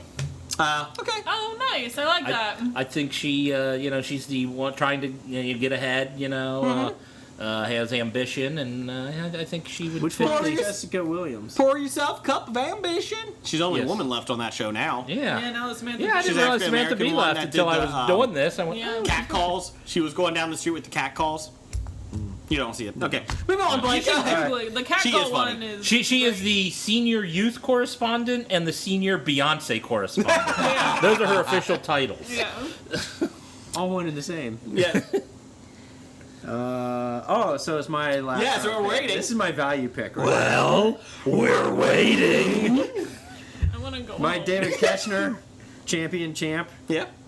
I figured there's only one person that could do this. The guy that he played in The Office? No. Oh. The guy that he played in Waiting? No. Oh. My next door neighbor, Craig. Best pick of the draft. You know why? Because that fucker looks exactly like David Koechner. Is it maybe? Yeah, I'm dead fucking serious. Maybe he is it David Koechner? Yeah, he could be. He has like 7 Incognito. kids. Could be. So All right. So we've you're- never met Craig, but I'm going with it. I like it. I like the pick. Well, you know what David Koechner looks like? Yes. That's him. Okay, that's what I've heard. Now you know him. Now you know him. I'm going Brick. Obviously, is my last pick. He's an idiot. Really doesn't know what's going on. He's not very bright. Colin Quinn? No. Old school. Charles Rocket. Oh, did he do the news? Yes. Oh, wow. And he's the one that dropped the F-bomb because he just didn't fucking care. And he got fired the next week. And he was an idiot. Because he was like having a fight with Lorne Michaels. You're not going to win that battle. So I'm going Charles Rocket. So my picks are Dan Aykroyd as Ron Burgundy. Jane You're Curtin welcome. as Veronica. Chevy Chase as Brian Fontana. Charles Rocket as Brick. And I'm going Norm Macdonald as Champ. So Blake, who do you got? Doesn't matter. Okay. I got a thumbs up with a bottle cap stuck on my thumb. Okay. Is that good? He's got his next door neighbor in his list. That's Okay, who so he's got. who's your pick, Jeff? Let's see, I got Alex Trebek as Ron Burgundy. I got Jessica Williams as Veronica Corningstone. Ralph Garman as Brian Fantana. Bill O'Reilly as the idiot Brick Tamlin. And Rush Limbaugh as the chauvinistic Champ Kine. Time out. I feel like Alex Trebek in the Saturday Night Live skit. Which I didn't write anything down. Good call. Okay, moving on, Blake. I can't say that isn't how I came to pick Alex Trebek via the fact that he was played by Will Ferrell in the Celebrity Jeopardy skits, but...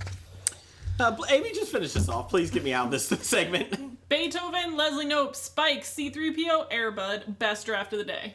Okay. So I win. Here's your draft day. Can we go to news of the I week? get to vote on who won because it's mine. No. We're doing, Let's leave that up to the listeners. Randall Holt. RJ Holt, 666. Fine. Hey, come on. You answered his question earlier, so maybe he'll feel sympathetic towards you. I don't. C-3PO just was not. It's time for another installment of the News of the Geek. Okay, the non-political version. We are doing News of the Geek here. Let's see. The first thing is, Blake, you were excited about this. I wasn't excited about it, but it's breaking news. The ability to order your own personal hover bike. Hover bikes! Oh, wait a minute. Yeah, okay. I thought you were going to lead with Jared. No, next. Oh, okay. Oh, you're excited about Jared. Okay. No, I wasn't. No one believes you now. Jared from Subway is being investigated for some Child stuff. pornography. Allegedly. I don't know what more to say. Okay, moving on. He's just being investigated. We don't know anything yet. Yes. Apparently, his manager or something has already gotten in trouble for it. So maybe they're just The director of his charity. Charity Foundation. It. His charity. Who's in jail. The charity doesn't help children, does it? Yes, obese children. That's the problem. So yeah. So gross. Yeah. But yeah, you're right. This story I'm excited about. Okay, well, moving on. Aeronautics. Ability to order your own personal hover bike is getting closer to realization. Malloy.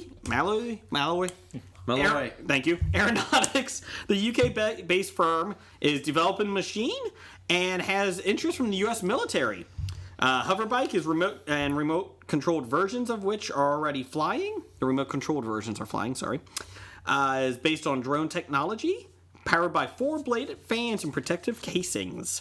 Design is intended to provide stability, speed, and pretty much have the range of a small helicopter. So my question is, if they're making the hover bikes, does that mean the hover boards from Back to the Future are going to be around? I think they should be. Because those seem to be probably easier to make than an entire bike. Yeah. But it is a hover bike. Hover bikes! Balance would be an issue on the board, I think. Yeah, that is true. Well, the bike is probably more stable, inherently stable. Come on, you just throw gyroscopes in there or something and everything works out fine. You should work for them. Can you stand on a skateboard and Jeff remain can't- standing? Jeff can't stand. Is it skateboard moving? Yeah. No. If there's a sit-down Then version. I don't think you can ride a hoverboard. I can't. It's the hover bike. Exactly. Yeah. But the hoverboard is designed for people who can ride skateboards. Not for me. Anyway. I have no desire to actually ride one. Well, the skateboard was based on magnetic technology, wasn't it, in Back to the Future? Well, it was, but Yeah. you could still Sure. do it differently. Little, small, high, powerful fans. Okay. There you go. It's going to be selling for as little as 595 pounds. Anybody know how much that is? That's like 2,000 American. Is it? For somebody who The can't do exchange math. rate right now is 1.56. So it's about 1.5. Okay. So about 1,000. How many euros? 750. 750. We can't do math. What about euro? What's that in... Yen, yes. The euro is at about 1.22 right now. I don't know what yen Wow. is at. What's the Canadian dollar at? Don't know what the Canadian What dollar about I don't know, but tire money is at 1.4. So 1.4 tire- Canadian dollars to Canadian Tire money? Yes, yes. Okay. which is 7 to U.S. dollars. It's kind of weird. now, how many bottle caps is that in Fallout 4? That would be 86,000. Did you see in the news the guy sent in 2,000 bottle caps Yeah, to was it Black Isle or whatever that does the Fallout 4? I heard them talking about that on Musings of a Geek. Yeah, so the guy sent in 2,000 bottle caps, and they're actually going to give him a free game. Nice. Pretty funny. Latest issue of Entertainment Weekly, X-Men Apocalypse director Bryan Singer. He described it as something of a finale for the first 6 films. Is that the Beastmaster Bryan Singer? Or am I getting my No, that's a different Bryan Singer. That's Mark Singer. That's Mark. Oh, this is Brother Mark. Okay. Brother Mark. That came before it, and this chapter will give birth to the true X-Men. So basically, they're rebooting. Again, after the X-Men Apocalypse. Because Days of Future Past didn't, Days of Future Past made it clear as mud. It didn't reboot it good enough. Do they want new actors other than Days of Future Past? Like, they want new actors again? I'll be honest, I have no idea what they pretty want. Much. I heard Jennifer Lawrence wouldn't come back after the second one. This one. Yeah. This is so I it. wonder if that's why. She signed for a trilogy. Well, they might not even bring Mystique back in. They don't need to. Is that because I can't imagine that the other actors from Days of Future Past wouldn't come back and do it again. That they couldn't get Fassbender or McAvoy to keep doing it. Well, yeah. I mean, at this point, they said they recast Cyclops. They got they recast Cyclops, recast Jean Grey, Storm, Nightcrawler, Wolverine. Supposedly, no, Hugh Jackman's doing Wolverine in this movie, and then he's also doing Wolverine in the next one. He's doing another Wolverine. He's the only constant. Yeah, he's going to be Old Man Logan supposedly in the next Wolverine. Yay! Yeah. I like Hugh Jackman. He sings and dances, but you could have a beer with him. I could have a beer with him. He would be fun. I like his quote. Read his quote. This is kind of a conclusion of 6 X-Men films. Conclusion of 6.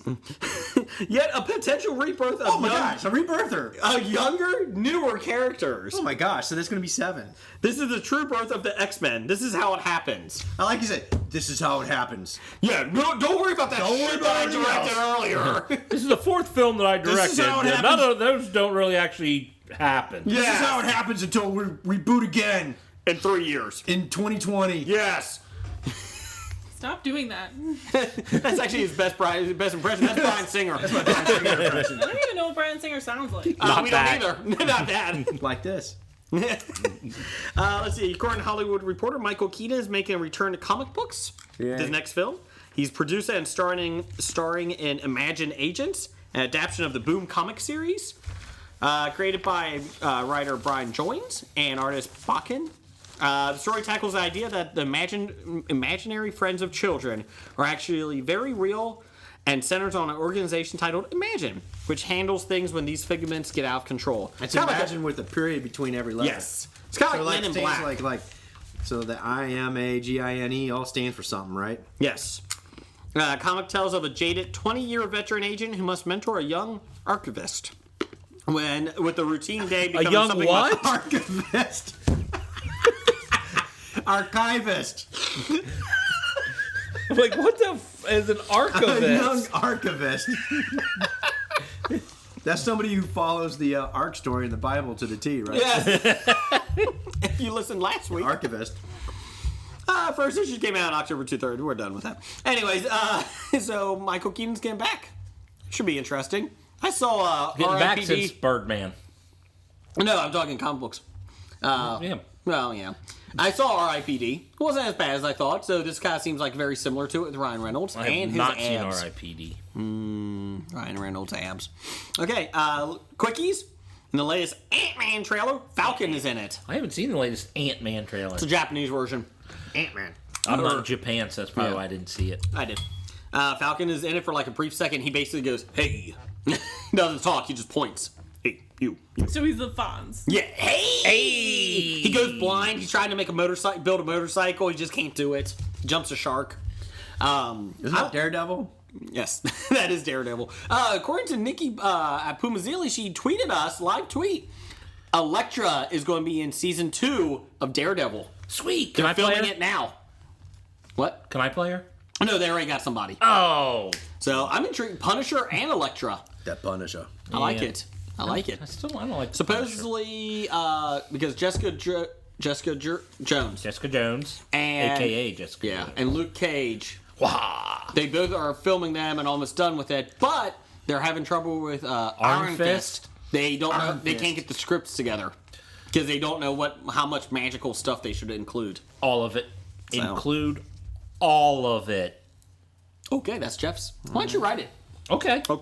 Do it. Michael Keaton and J.K. Simmons. Hey, Michael Keaton.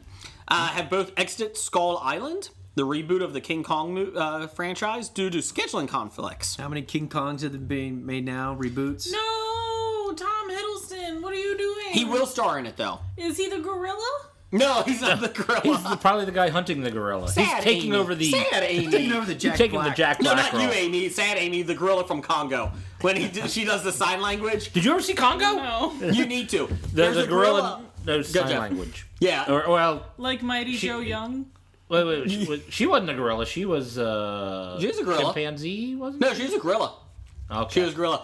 But she, every time she did sign language, like different words, it was the same sign language the actor was using in the gorilla costume. She was wearing a glove, so however she moved her hand, supposedly, in the movie. it would translate it to English. Okay. So she would move her hands and it would say, I'm you know, sad. It would say, ugly sad. gorilla or I'm blue. sad Amy. And like, the hand was doing the same thing. Every single time. But it was interpreting different words. I don't think it was sign language that Congo was doing. Well, I am sad. Okay. So- Sad Amy. Sad Amy. Where you are the endangered species. That's right. Does anyone care about Skull Island? Anybody? No. It's like, what, the fourth King Kong? This is the fourth one. Yeah. Oh, I probably mean, even more than that. Well, no, reboot. Yeah. Because they did the original. Yeah. Then they did the reboot in the 70s. They just rebooted it with Peter Jackson. So we're not counting King Kong versus Godzilla or any of those type of things? No. Oh, okay. Because those were original works. I'm just saying. This is like his more origin story. Again. Yes. Again. Again. And again. Independence Day sequel is an official title. Resurgence. No. Hold Independence on. Day. Independence Colon. Day. Colon. Has a new official title. Independence Day. Colon. Resurgence. Everybody excited? We're going to call the new King Kong movie King Kong. No, it's called Kong. Skull Island. It's called No. Skull Island. King Kong. Aw. Colon. Skull Island. Can't be a movie without colon. Hold on. We're going to make a new X-Men. It's going to be called X-Men. Colon. Reboot. Independence Day does have Jeff Goldblum in it and Bill Pullman. Ooh, Jeff Goldblum Yeah. with his chaos theory. Yes. No, that's Jurassic World. Oh no, with his virus. Yeah, virus. The problem is they got Norton's antivirus now. That's why they're coming back. But They the now good got news is antivirus. it's based on an Apple configuration. And Norton's doesn't work on that. So they'll be perfectly fine. Exactly. That's And right. They don't got Independence Day? Mac Keeper, do they? I haven't seen it. You have never seen Independence Day? No. It's not worth seeing. It is good. Today, we celebrate our Independence Day. That's the feel-good line. Okay, moving on. Yeah, that's the best part of the entire movie. I think you guys all have in the outlines wrong. I messed up. The intern did. Rachel McAdams has been offered the lead female role in Doctor Strange, not Amy Adams. Amy Adams. Yeah, Rachel McAdams. Oh, good. That's- I like her a lot. I do too. Amy Adams or Rachel McAdams? I like both. them both, Oh, but both. I wish Rachel McAdams was in more stuff. Yeah, I agree. Both are good. I like her hair a lot. that's why we're going to keep her I in. do. And finally, Fox wants Not finally, I have my own news. Well, hold on. Fox wants director Bryan Singer. What does Bryan Singer sound like? Blake? I don't know. Oh, okay. Direct Fantastic I heard Four he sounds 2. like Mark Singer. Okay. Beastmaster! Wants to direct Fantastic Four 2 before making an X-Men crossover film between them. X-Men crossover. Film. This is how Fantastic Four really gets done. So how it you reboot happens. it. It's going to be interesting to see. I know we haven't seen the new Fantastic Four yet, It doesn't look horrible. but how he's going to cross that over into, because it's kind of a standalone is what I'm feeling. This is how it happens. this is from this point forward, this is how X-Men This is how it happens. Until Fantastic Four 2 comes out. This is how it happens. This is how it happens. From right now. You did a great impression. What did you have, Amy? What do you Okay, have? it's soccer news. Oh, Jesus. It's Da-da-da. It's really quick. Okay. Um, Unlike soccer. the the Women's World Cup game, which aired this past Saturday, is the highest rating ever for a soccer game aired in the United States. And it beat out the NBA Finals. That doesn't count.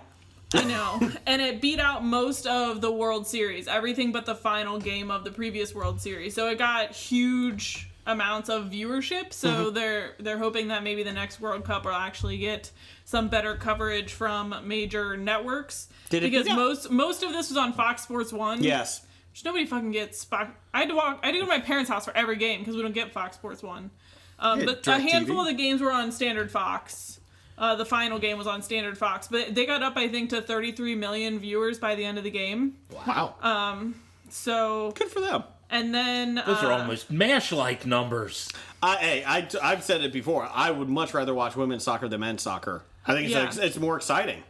Yeah, I really do. And the U.S. has a better chance. Oh yeah. Well, the U.S. is honestly it makes it more fun when your team, like the team you're rooting for, has a serious chance of winning. But I wouldn't know none of my teams ever win. Poor Jeff. If you were a soccer fan, your team would win. Sad Jeff. Sad Jeff.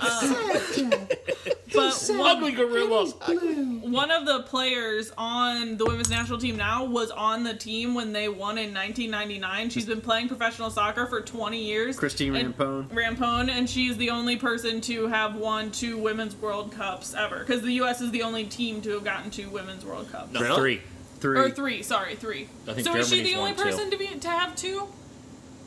Does Germany Dallas have? the only I know one of the American. German players does. That might be a bad fact. I think. Oh, great job! I know Germany's won 2, and they might have won. They might have won back-to-back years. Is factually true. Until we prove it's but not. I don't know. Until we prove it's not. That's right. Which is pretty easy. Proven it's not. That's right. Either way, the games that she won were 16 years apart, and I feel like that's intense. Okay. It does beat the NBA Finals. I don't think anyone cares about the NBA Finals. That's a bad one. But I do, I would probably watch women's soccer above the NBA Finals. Nobody watches the NBA Finals. Well, think about the amount of advertising the NBA Finals gets versus the amount of advertising this World Cup game got. So if you think, like, how much money is sunk in each one? Way less goes into the Women's World Cup, and they still had the higher viewership. So people got their money's worth. That was a great game for the red, white, and neon green. Black, white, neon, green. I'm sure Fox is going to be upping those advertising prices. Fox Sports 1 will. Well, I would say even Standard Fox, because they're going to be going into the Olympics, so that same women's national team is going to be playing in the Olympics, in this next Olympics. Yeah, and hopefully they'll Except have for the ones colors that represent the country. Other I than think most of them Nike's are playing. fucking Oregon Ducks. This is Wambach's last World Cup. I think she might still play in the Olympics. I thought it was going to be her last international game. They lied to me. Why? And I did not know. There really is soccer in summer games? Yeah. Yes. The Summer Olympics. Okay. Yes. They put the popular world sports into the Olympics. I'm not mocking soccer being in the summer games. Yeah. I didn't know because summer games, all the Olympics, they've been taking everything out, and finally baseball might be coming back. They've been taking out the sports that are only popular in America. Is that what it is? Is what it is. Yeah. It's a FIFA conspiracy. I'll be honest. After the opening ceremonies, when me and Jeff bet on how many people are in each country, like athletes are representing each country, I really don't. I watch it, but I don't know the sports that often. Yeah. So. Okay, so there is your news of the geek. This is a Danger Entertainment podcast. DangerEntertainment.net. Danger Entertainment Podcast Network.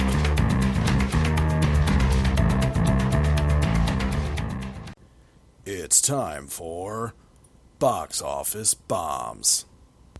All right, the bombs this week. Terminator Genesis. Its extended weekend, it made $44 million on the Wednesday through Sunday. And the worst opening of any Terminator film. Even worse than the original? Yes. So the original did over 44 million? I don't know. Maybe it's the sequels. Maybe it's the worst of the sequels. I saw that on vacation. How was it? I heard confusing as fuck. I heard that all it is a way to get Arnold Schwarzenegger to say stupid puns. Actually, Schwarzenegger had some funny lines and funny comic stuff in it.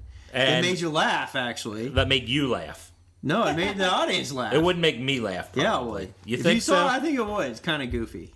Because I pretty much hate all Schwarzenegger movies pretty much because of those damn one-liners. I'll be back.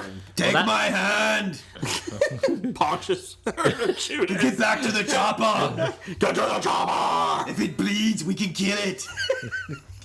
You know I told you I would kill you last. That's right, man. I lied. And those are the good lines. Actually, Welcome to the end of days. The whole story thing sets it up so he goes back and to rescue Daenerys Targaryen. and they just like That would be Sarah Connor. yeah, they just completely like change her storyline just to fit whatever they want to do with the movie. Well, They we're said it's a new changing timeline. time. It's a new Yeah, timeline. it is, but they just do it, and it's like, well, how does that? What Doesn't how- matter. It doesn't We matter. do You're it. right. They just do it. It's like a lazy excuse. Well, we'll just make it that way. Okay. Wow. Yeah, So essentially. pretty much, And if you hang Terminator around- Genesis, Blake Edwards, it's a lazy excuse. Yeah, pretty much. If you stick around after the credits, and this is kind of funny. This was in your notes. Just before, what did It was we have? removed from the notes. It's removed from the notes. Doctor Number One, talking about disappointment when there are no after-credit scenes. Well, there is one in Terminator Genesis, and guess what it does? It leaves it open to another sequel. I did read that. Yeah. Well, Yeah. what They're else making would a it do? trilogy. So- but now they said the trilogy might be in doubt because they said, look, it probably will make a sequel because the international numbers are decent. But they said everything else struggling. Yeah, you can wait for the $1 red box rental. It's got 27% on Rotten Tomatoes, Not a good sign. and only the international box office is the only hope it has. Yeah. Annie, would you like to join us? What do you think about Terminator? I didn't see it because it looks stupid. Did you see any other Terminators? No, Because they look because stupid. it looks stupid. But the this Terminator has Matt Smith in it, which was like I might almost go see it because he was the Doctor in Doctor Who. Oh, yeah. But I heard his role was really small, so then I didn't. Oh. That was a good story. You're welcome. I had no desire to see this movie after seeing the previews. Yeah, So, I'll watch it on Netflix. I would go see Magic Mike XXL first. I probably would see Magic Mike XXL above that. They're both not on my radar. No, probably not.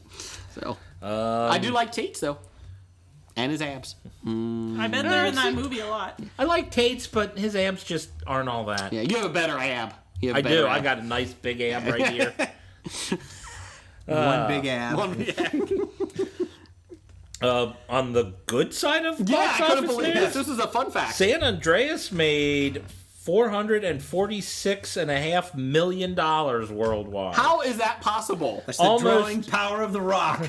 Welcome to Almost the Rock. $500 million for a terrible-looking movie. He's a helicopter The pilot. Rock is amazing. He Well, is The Rock amazing. is amazing, Smell what he's but he cooking. could still be in bad movies. Yeah. He is frequently in bad movies.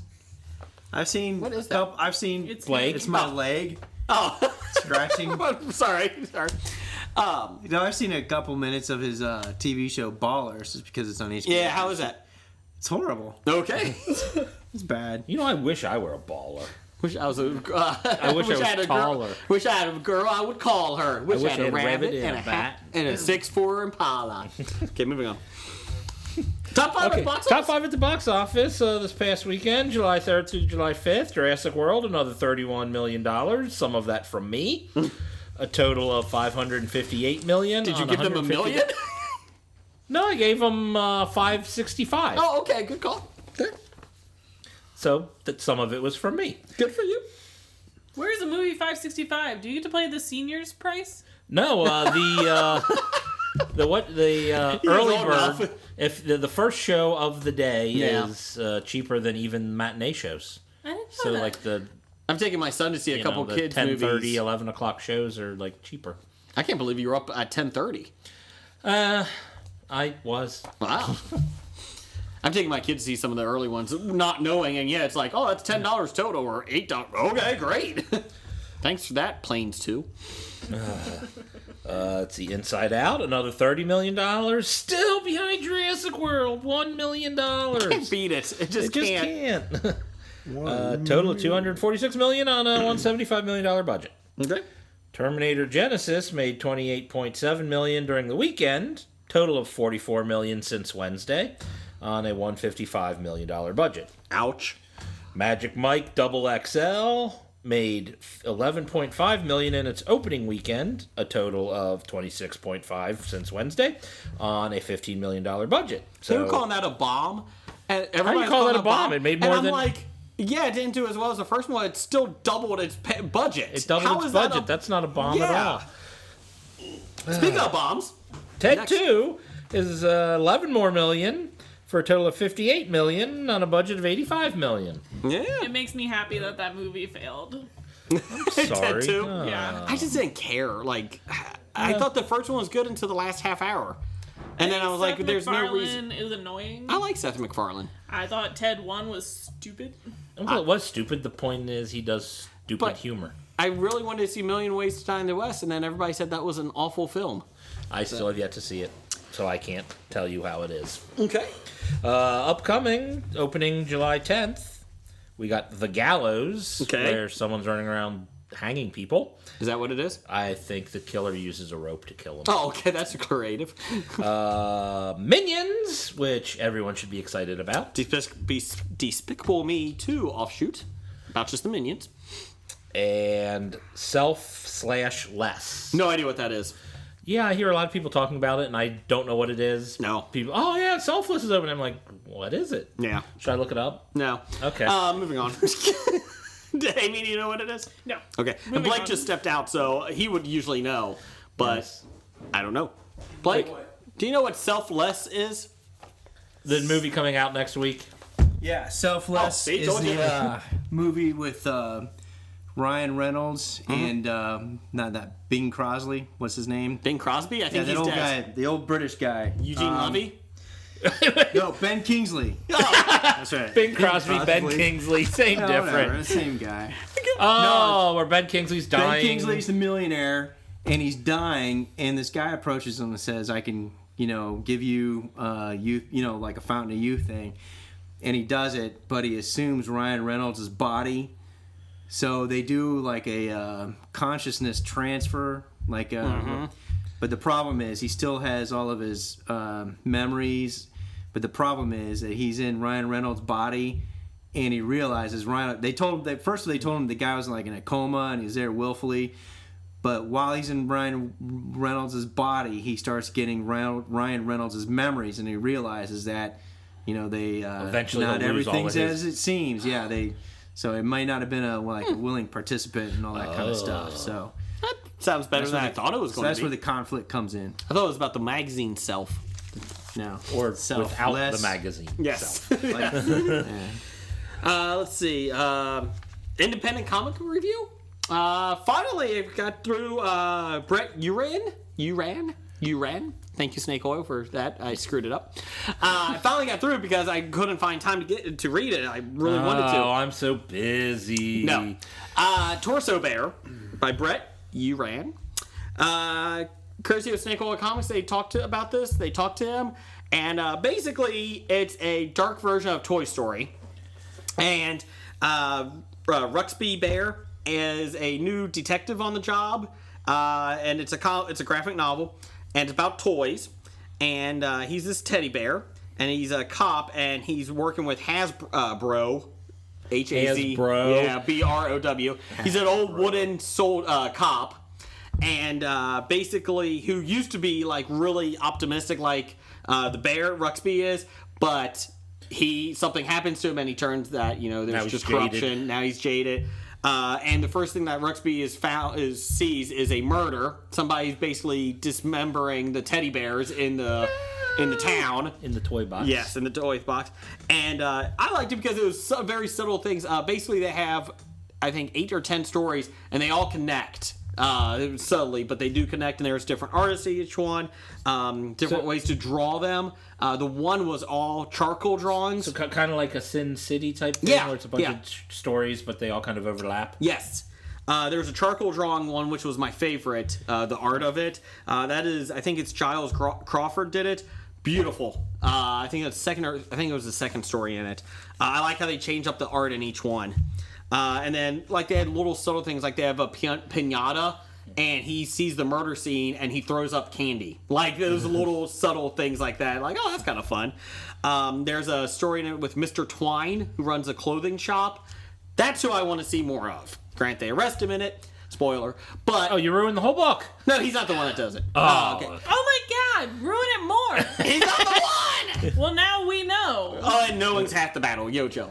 But Brett, I want more Mr. Twine. That's my guy. He's pretty sadistic, but it is really cool. Like, you're trying to figure out who's killing them. He has this Ruxpy has this doll, this kid in it. His wife left, but you don't know why. Then he meets up with the wife, who's a lounge singer now. Is she a teddy bear? No, well, she got like a lot of plastic replacements, which is kind of funny. But it's a really fun book. They're trying to do Torso Bear 2 on Kickstarter. Jeff, what are we at right now?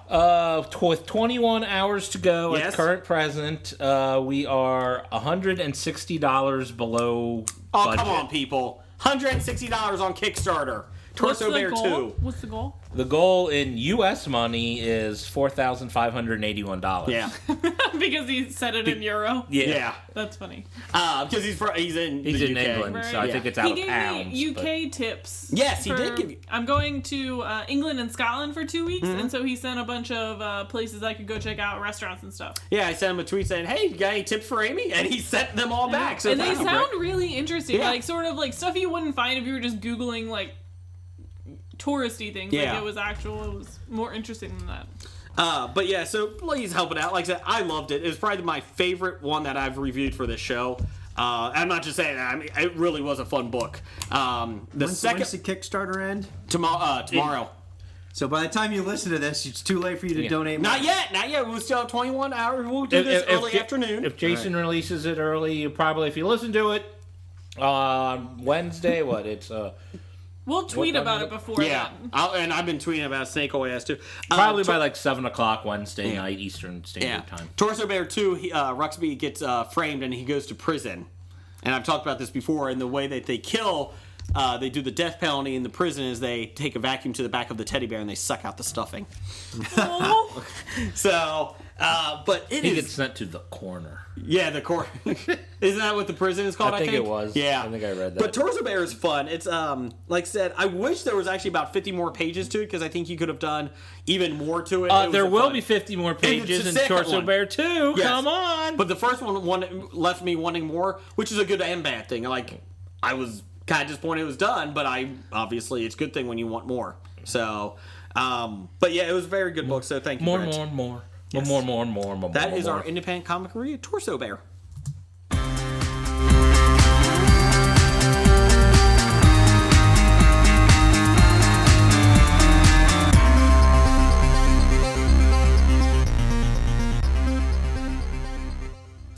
Top 5 music means this one's a little different. Top 5 favorite television shows we watch, but no one else really does.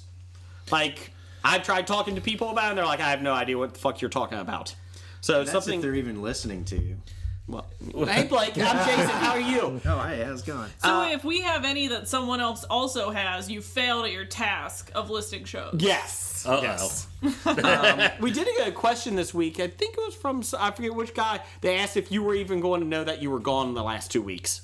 Like, did you even know that you were gone? Does Blake realize he wasn't here? No, because what happens is I listen to you guys. Doug. I listen to you guys on the podcast, and I just make comments out loud. So it feels like you were there. So it feels like I was there, especially when I ignore everything that Jason says in the podcast.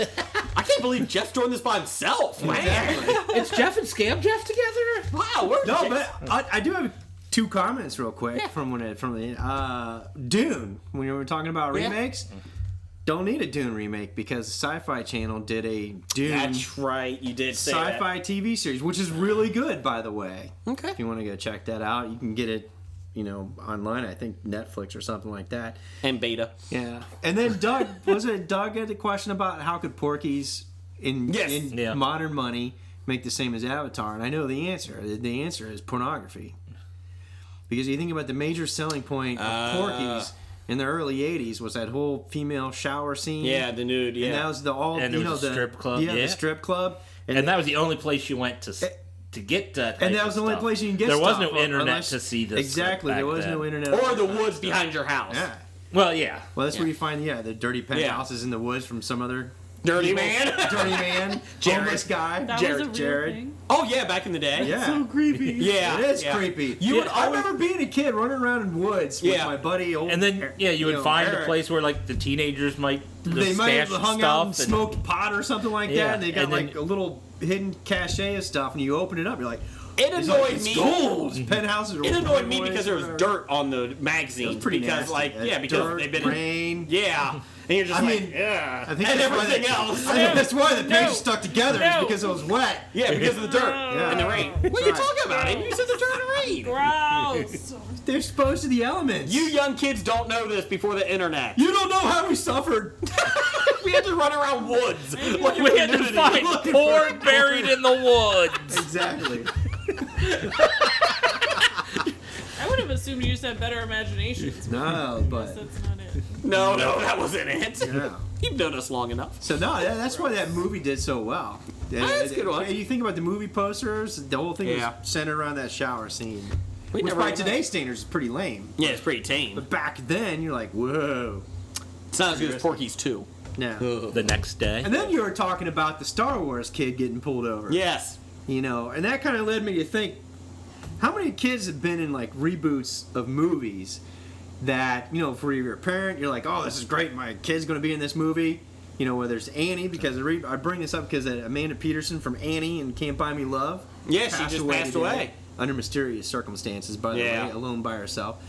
And you think about the poor kid that played young Anakin in Star Wars being harassed at school. You an angel? And then think about Edward Furlong from Terminator. You know, that kid. Wait a minute, I think we you got never see those kids in any movies afterwards. I think we got top 5. Their lives are screwed up. Yeah, we're supposed to be a top 5. No. A top 5. Top 5 one-hit child actors. One-hit wonders of child actors. Oh, but it can't be Could Edward be. Furlong because he was in Detroit Rock City. Okay, worst child actors. Could be, yes. But then I like that. But then that's picking on them again. I don't They're care. scarred for life. yeah. I mean, what if they're a fan of the show? Well, that's true. If you're a fan of the show and you're a former child actor, tweet us and we won't include you in this list. And we'll post you on our show. All right. So Okay. I'm sorry, I digress. No, that's okay. Top 5. Amy, you go first, Babs. Whoa, but I'm so sleepy. Okay. Well, that's your own fault. Okay, number 5. My number 5 is Almost Royal, which I don't remember what network this was on. But What do is you it guys called? know what the show is? I've never heard What of is it. it? Yes, I'm so succeeding already. What it's is the called show? Almost Royal. No. And it's basically like a faux reality show where two young British actors / comedians came to the United States and pretended to be vaguely royal. So they would go around to like podunk parts of America and claim to be like 40th in line to the British throne. And then just do all these random stunts and different things, and like especially the girl, they play a brother and a sister. It's Amy Hogarth and Ed Gamble are like the two main people, but she is like an amazing improver and comedian, and so they're completely straight faced the whole time, and just going through these different scenarios and like being like hoity-toity British people, and then you've got like Civil War reenactors who are like, well, ma'am, I just want to tell you about our heritage, and like, Was that your southern that's my southern accent. But their character names are Georgie and Poppy Carlton. When was this on? It was 2014. Yeah, 2014. Really? 7 episodes in 2014. And they did get a season 2, but it just hasn't aired yet. It's And it's a British show, so I think okay. I think it was on BBC America. I'm 98% sure it's BBC America. But it's like, especially just, they have a lot of the best clips of it on YouTube. So I would say if you don't know what it is and you like that sort of like improv kind of comedy, I would Like go look Borat? that up. Like The Simple Life with Paris Hilton. Yeah, it's like that. It's like that. She is a quick one. Okay, well, good for you. You got one. Blake's going now because Jeff went next in the draft. All right, sure. All right, my number 5 is a tie. Jesus. of course it's a tie. Actually, this is a split down the middle. Okay. And basically shows I watch but no one else does. So if you're a liberal, you don't watch Bill O'Reilly on Fox, That's Jeff Traffic. but I do. Okay. And if you're a conservative, you don't watch Rachel Maddow on MSNBC. Do you actually watch them But both? yeah, I watch them both. Okay. I watch neither of them. They both annoy me. I've seen them enough to know I do not want to watch either of them Exactly. ever again. They're both annoying. They both are very good for what they spout out on, yes. So Not annoying. very No, they're good. both smart. They're both smart people. They're I'm both not smart doubting that. individuals and stuff, and they both have good constructive arguments based upon their viewpoint. They wrote books. Yeah. Actually, I read Bill O'Reilly's Killing Patton. I have Killing Lincoln, and I haven't finished it yet because I could only get 10 pages into it. And I think I just need to keep going. It's it's not my style of writing, so it's hard for me. Do you like the historical? I do. I really like historical stuff, but it's the actual style that it's written in is not More dry? Yeah. Okay. Can you just do a yeah, sisterhood? Exactly. Yeah, She said yeah, not ya. Yeah. That's He the did that. He did Lincoln, Jesus, Killing and Patton, right? Killing Jesus, Kennedy? killing Lincoln. Did he do Kennedy? Yeah, Killing he did Kennedy. Killing Kennedy. I think it was Marilyn Monroe that did that. Oh. Yeah. I thought it would be more I thought it was Frank information. Sinatra.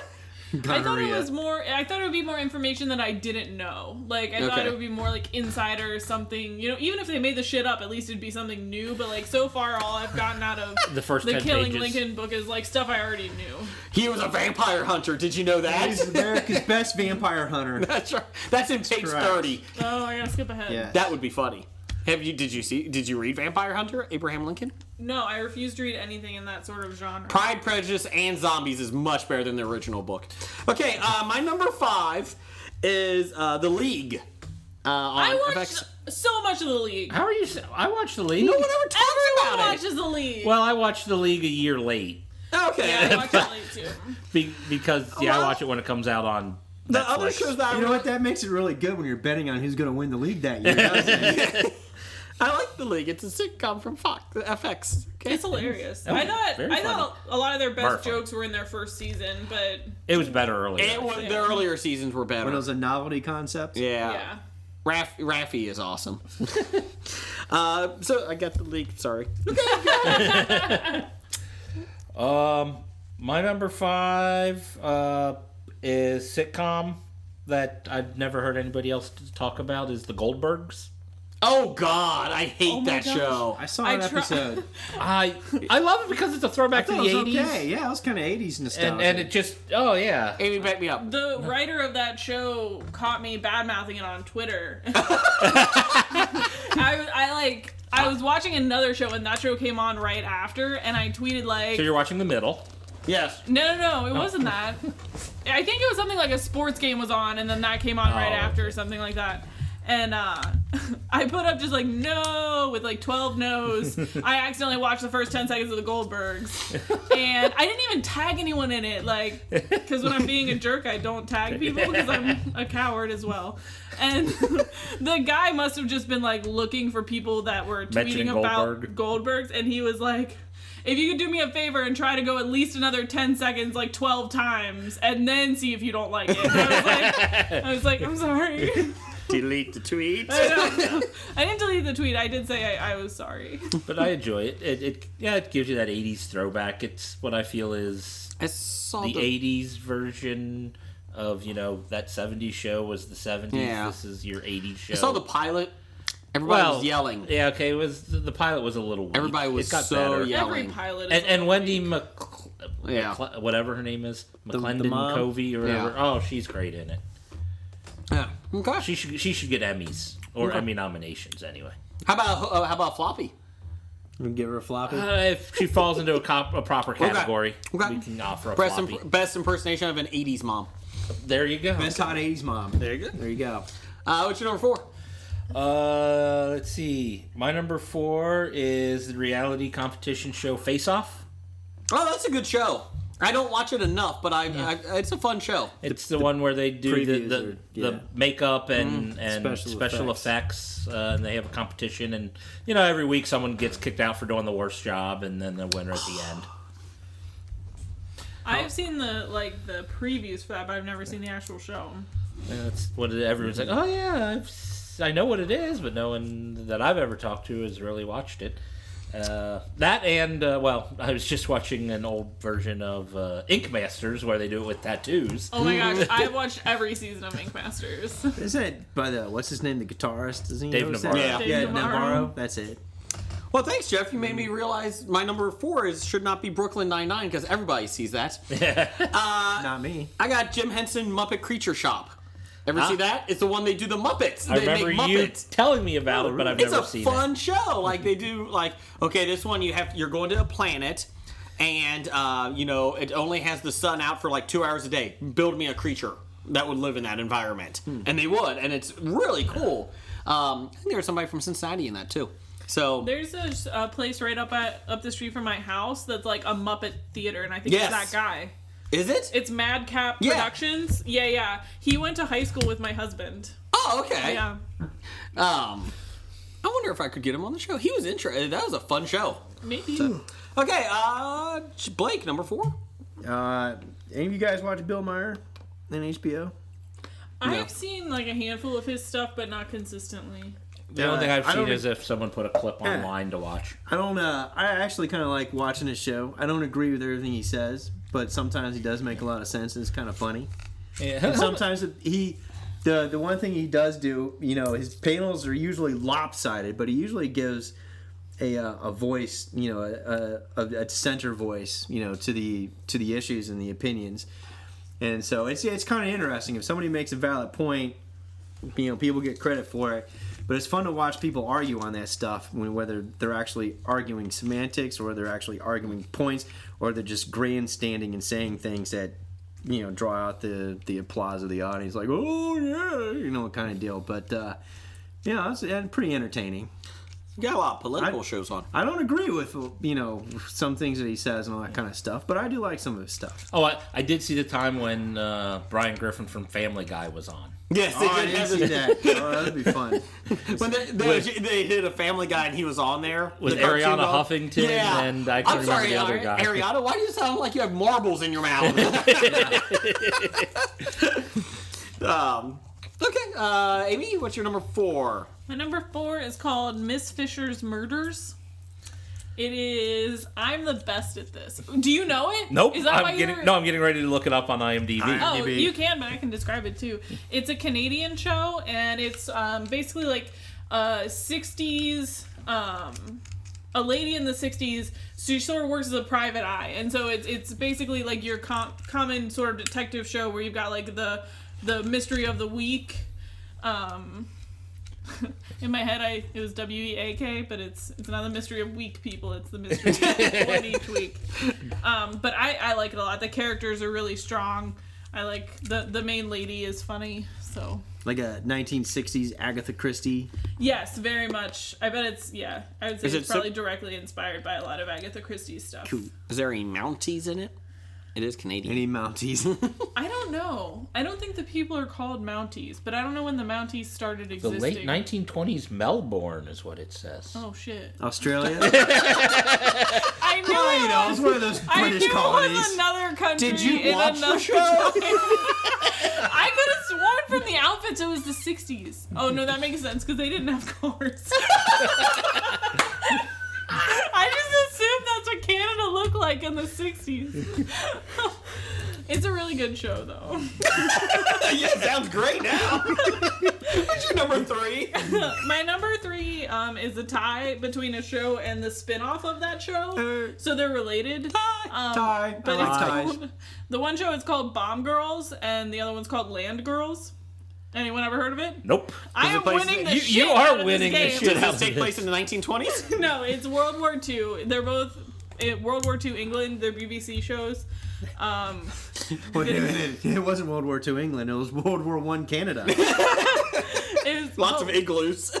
Wait, was it in? No, one of them, Bomb Girls, is in Canada for sure. It is in Canada. I think Land Girls is in England though. But basically, what Bomb Girls is when all the men had to go off and go to war, the women took up factory jobs. I've heard of this, like in a promo or something. I haven't heard the Riveter.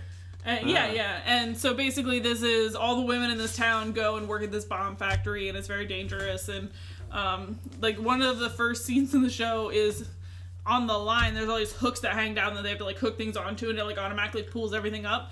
And so like one of the first scenes in the show is this girl's scalp gets like hooked on the hook, and it just like pulls her away, just terrifying. But spoiler. It's like the first thing that happens in the show, and we were like, oh god, this is gonna be like a gory show. But that really isn't how the show is. So it's centered around all of these women, and then the men that are left behind are mostly people that the army wouldn't take. So for whatever, like they either didn't meet the physical requirements, or like the one guy flat feet is of Italian ancestry, and he's like second generation or first generation Italian, so they won't let him join the army because they think he might be a spy. And so it's very interesting to sort of see the dynamics. Okay. I liked it. I was just thinking, it just occurred to me, is that all the new listeners and nerdly Yes. are probably going, yeah, we all watch Amy's shows. And then they're like, our 3 shows. They're like, what the fuck is that? What's that American thing? What? Fucking Muppets? What the hell? What? Make a puppet? Yes, it looks like Land Girls was from 2009 UK, and Bomb Girls was from 2012 in Canada. Yeah. They don't have an end date. So. Oh, okay. Land Girls, I think, cut out like in the middle of a season. Like I think that got super canceled. Oh. I thought Bomb Girls has like 3 seasons. So, and I'm not sure if it's still airing. I guess if it started in 12 and they have 3 seasons, then they probably are still airing new ones. Yeah. Blake, what's your name? Number 3. Who are you? It's getting late, Rob. You guys probably pals? don't watch this, but everybody in the UK, here you go, UK theme stuff. I like watching Gordon Ramsay's Kitchen Nightmares. Oh, I love Kitchen Nightmares. Yeah, I watched that. though. Yeah, I watch Kitchen All right, there you Nightmares. go. I watch it on Netflix. You lost. No, I like it. It's pretty funny. I mean, actually, when he goes in and saves all these places, the formula is very simple. So if you're going to start a new restaurant, you keep it Clean simple. all the bugs out of your kitchen. Keep your spaces clean. Keep your menu simple, and hire a chef that's competent. And he's not as like combative in that as he is in other things In he the does. American shows, he's much more calm in the British shows than the American shows. And he's not like a dick like John Taffer is in Bar Rescue or something. Like he goes in screaming at everybody all the time, and you're like, okay, people are wrong, but you don't have to be a dick about it. Yeah, they got to create drama. That's what they're told to do.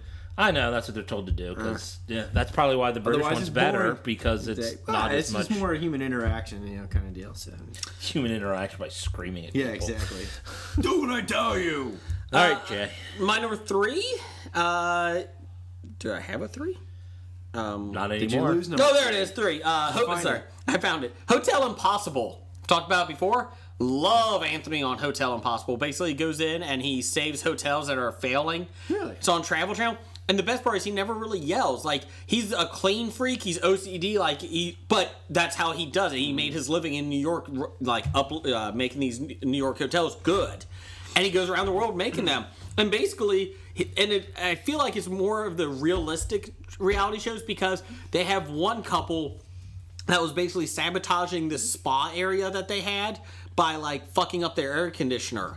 And they find out about it. And, they have the camera, and Anthony goes up to the owners and goes, what the hell are you guys doing with the air conditioner?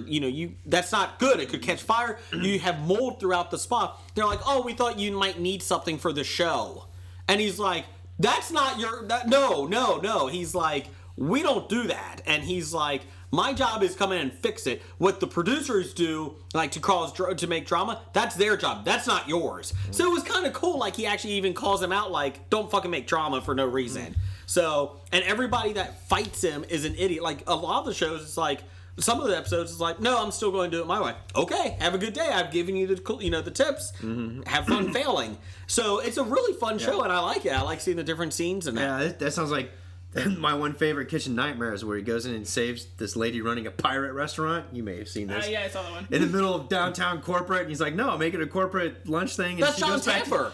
No, that was Bar Rescue. Was that Bar Rescue? That was Bar Rescue. The pirate bar was Bar Rescue with John Taffer. That's right. Sorry, I missed it. Yeah, she went back changing it back. She's $90,000 in debt and lives in her mom's basement with her kids. Yeah, I'm not going to listen to you. Yeah, exactly. Well, those are the people that shouldn't be running a business. It's well, I don't want to make money. I want to have a pirate bar. And it's well, they're mutually exclusive. You can't. You can't have one and the other. Yeah.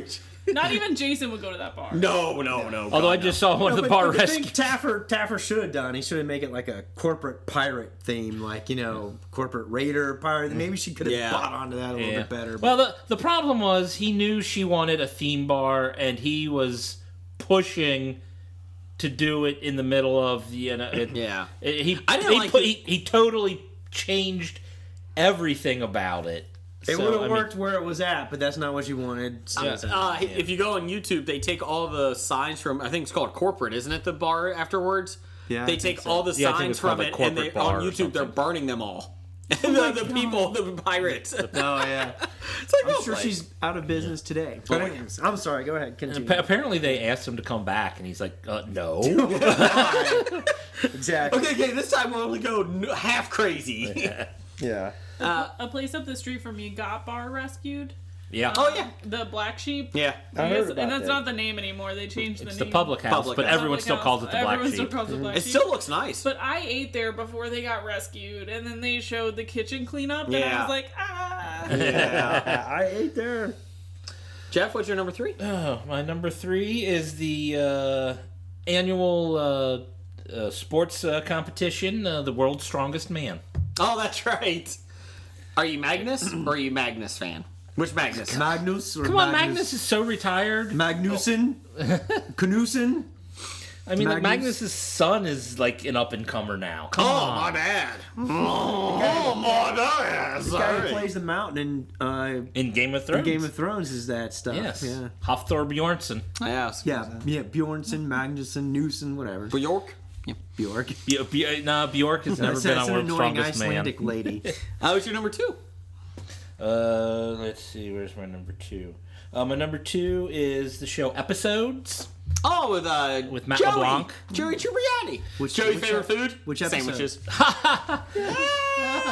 It's on Showtime. They've had 3 seasons already, and outside of my family, I don't know anyone who else has ever watched it. I haven't seen it, but that's gotten a fair amount of like critical acclaim. Oh, it's real good, and I would highly recommend it. And there's English people on it, so you'll like it. I mean, the whole point of the show is. Are you sure they aren't Australian? No, they're English. Was it in the 1980s or the 1910s? I don't know. The U.S. network buys a show based off of the hit British show and hire the people to come over and create it and then change it all around. It's supposed to be about, this, old, gentle teacher at a boys' boarding school. And so they buy the show and then cast Matt LeBlanc as the old teacher and then turn him into a hockey coach instead of a teacher. And then they call the show from Lyman's Boys, they call it Pucks. And it's like a disaster of a show. And It's kind of like, isn't that where he's sitting in that old English car with the wheel on the wrong side of the road? And I think I've seen that. I don't remember the advertisement for it, anyways. So it's kind of like when America tried to do coupling or whatever that was. Oh my something God. like that. You want to talk about a good British TV show that they screwed up royally for the American audience? My number 2 is a popular one among some people, but it obviously wasn't popular enough because it got canceled and then got picked up by Hulu. The Mindy Project. What? I've watched every episode You of watched that. it. And Meg has watched every episode. She's not on our show right now. But these knuckleheads, these dum-dums have it. I watched about 2 or 3 Shut it. episodes and decided it wasn't worth my time. It was awesome. It's a great show. Great show. It wasn't that I'm kind of good. disappointed because I don't have Hulu, Me either. and I don't know if I really want to spend money to watch this show on Hulu, so it kind of makes me sad. You have to find someone who has Hulu and borrow their Yeah. password. Like half of my Twitter is Mindy Project fans. and even their handle is like Mindy Project related. Yeah. Great show. I liked all the actors in it. It's kind of sad that it got canceled. Don't know why I Fox think it's canceled going to it. be fun to see them with more freedom on Hulu, though. Yeah. I think they can make better, not better jokes, but just like a different style of joke, raunchier. Or, As long as everybody comes back, which is nice. I think they are. I haven't heard that anyone's leaving. The one guy that moved to Texas left.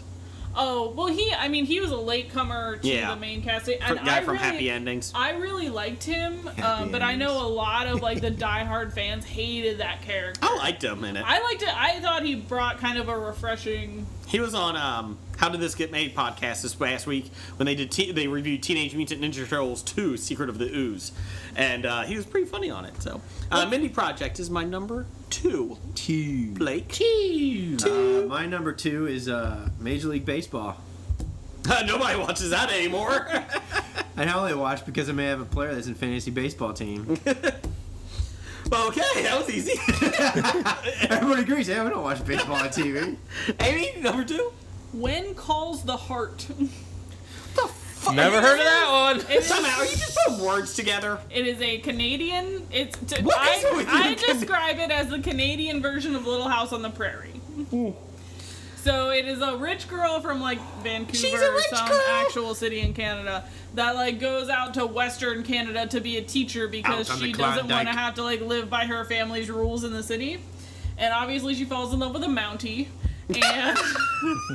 And I watched all of season 1 in a day. Like, I started at 10 a.m. and ended at like 11 p.m. Watched every episode in a row. My husband did too, and he was like, "Why are we doing this?" And I was like, "Because I can't stop. I can't." We're 7 episodes in. There's 12 in total. I cannot stop. By the end of it, your husband quit his job as now a Mountie. Yeah, exactly. He's got the red outfit. Exactly. We're going to Canada. It was such like wholesome entertainment. Like, you never see shows that wholesome anymore. Like, that have that Little House on the Prairie kind of feel to them. They're probably all over Canada, though. Probably. Canada's all feel good because they're nice up there. Oh my god, I wonder if Nickel watches. I'm going to say no. I think he might. Sorry. There's no hockey in it, right? I feel like he might. He barely has electricity to his cabin, okay? So he's... Doesn't even have plumbing No, yet. not have plumbing yet, so... He just worries about not being eaten by wolves, okay? Or a bear. Or a bear. Grrr. Of both kinds. Kodiak. The animal and the human. Grrr. That's a bear. Grrr. Okay, number 1. This is the only one that I feel like one of you might have seen. Takes place in the 1920s or the 1600s. I don't know. Salem? No, it's not in our time. Oh. It's in another universe. Doctor Who. No and no, because a lot of people watch Doctor Who and a lot of people watch Outlander. Not in this room, though. No. The Alice miniseries from Sci-Fi. Oh, I heard about that. I never saw it, but I think heard about I it. told you about it.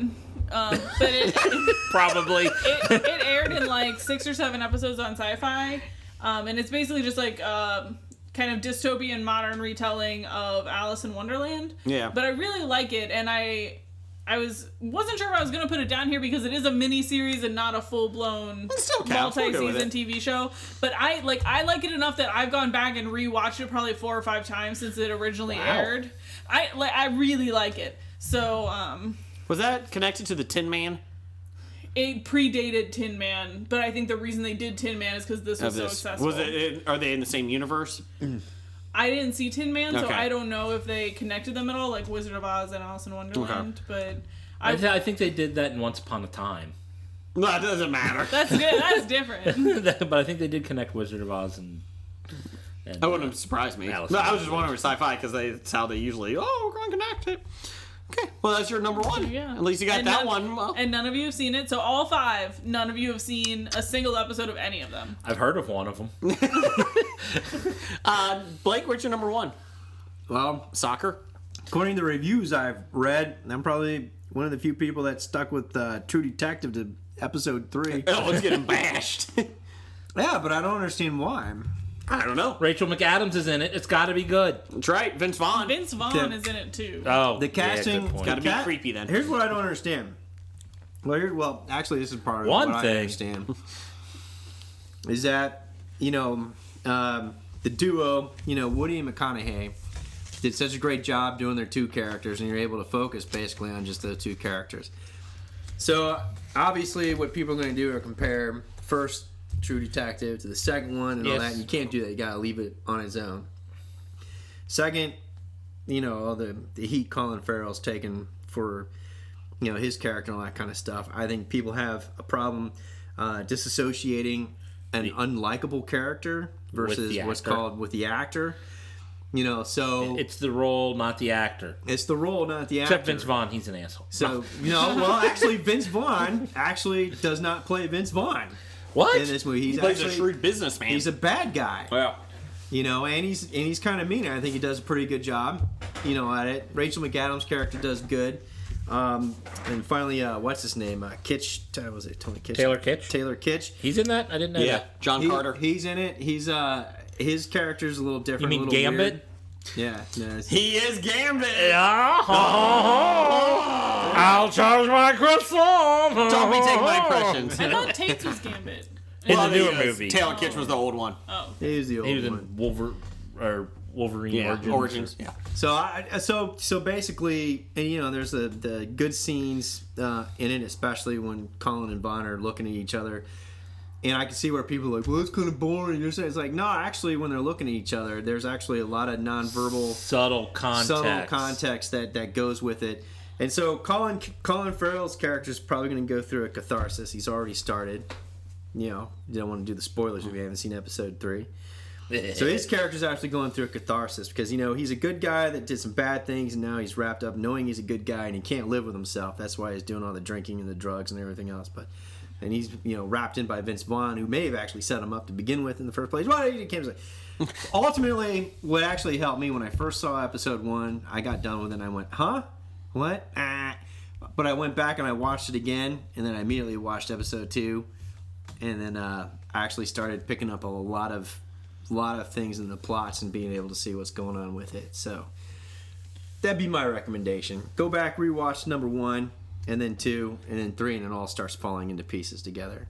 But all the characters are flawed. They're all flawed human beings. They're all, number of them I think are going to, go through a catharsis by the time the thing is done. And I think it'll be pretty interesting. But it has to stand on its own. Don't compare it to 1. Okay. I like Nick Pizzolatto. I think what he's done is pretty good. I think it was going to get ripped on no matter what. It's going to, and you're right. It's going to get ripped on no matter what. First one was loved. Second season's always going to get ripped on. Yeah. But the third season will be great. Third season will be great again. That's the way it goes. Because they'll compare it to the second season, works. which they didn't like. Let's see. My number 1, I've talked about it before. John Goodman stars at Alpha House on Amazon. About the politicians all living in that's right. Congress. We talked about that. Yep. Hilarious by a guy that wrote Doonesbury. Yeah. So very funny show. I've talked about it before. I loved it. No one else watches it. I'm waiting for them to do a third season because the second season kind of ended on a little bit of a cliffhanger. Not a big one, but a little bit. And I'm like, I would like. They're all hanging off a cliff. And I'm like, I kind of want to see it. I want to watch the world burn. But anyway, so. Okay. Yeah, number 1. Yeah. All right. My number 1. Hockey. No, it's not hockey. Yeah, nobody watches it on TV in America. What are you talking about? My number 1 is Being Human. Oh. I've seen that. Both the British and the American, but the British was better. The British was better. And I really have never been able to talk to anybody about the show because anytime I bring it up, they're like, I don't even know what you're talking about. So on the ghost and the ghost and the vampire and the werewolf are all sharing a house. Yeah. Sounds like a start of a joke. It does, and I was works, skeptical of watching it, but then when I started watching, first season sucked me in right away, or first episode, I'm like, oh, this is interesting, and I think the British version, I think he had 5 seasons. The American version, he had 4 seasons. Okay, but that's it. Well, we got a lot from the Tanchbound family. I'll read them off. Xena. Everybody watched Xena. Well, not anymore, I guess. No, not anymore. You're Heroes. Right. Heroes. For a while, everybody watched Heroes. I stuck through it. All 4 seasons. Your pod lover, Hino. Hino. September 21st, 2015, season 2 of Gotham. You know what? Pretty good. He's got a point because I'm trying to think back to the Gotham finale and I'm having a hard time remembering what happened. Bruce Wayne found the Batcave.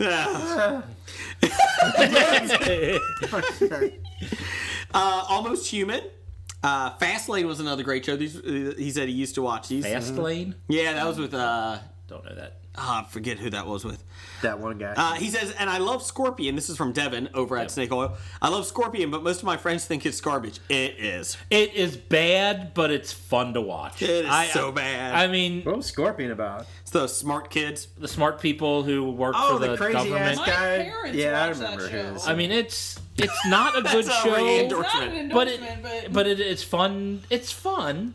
Isn't that when you they can't landed take a it jet with a laptop or something? Yeah, the USB cord. Yeah, the thing wheel. is, it's like they're turning the geeks into action heroes because there's always something every week where it's getting down to the last second, and some strange thing, and they always end up finding a way to save themselves when. And this is supposedly based on real events. Yeah, but it's pretty much smart people got hired by the government to solve crimes that the regular people couldn't. When I saw the lead coming out, the place blows up in like the 5th episode, like a casino or something, like the underground, the parking lot. Yeah, that was a bad one too. And the smoke comes out of the parking garage, and next thing you know, you see this guy come walking out the lead.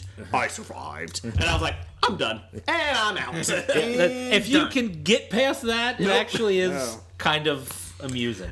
Sean Kuhn says Bar Rescue and Once Upon a Time. Watch both of them? I stopped watching Once Upon a Time. I'm current on Once Upon a Time. I think I watched the first 2.5 seasons and another one said Hannibal.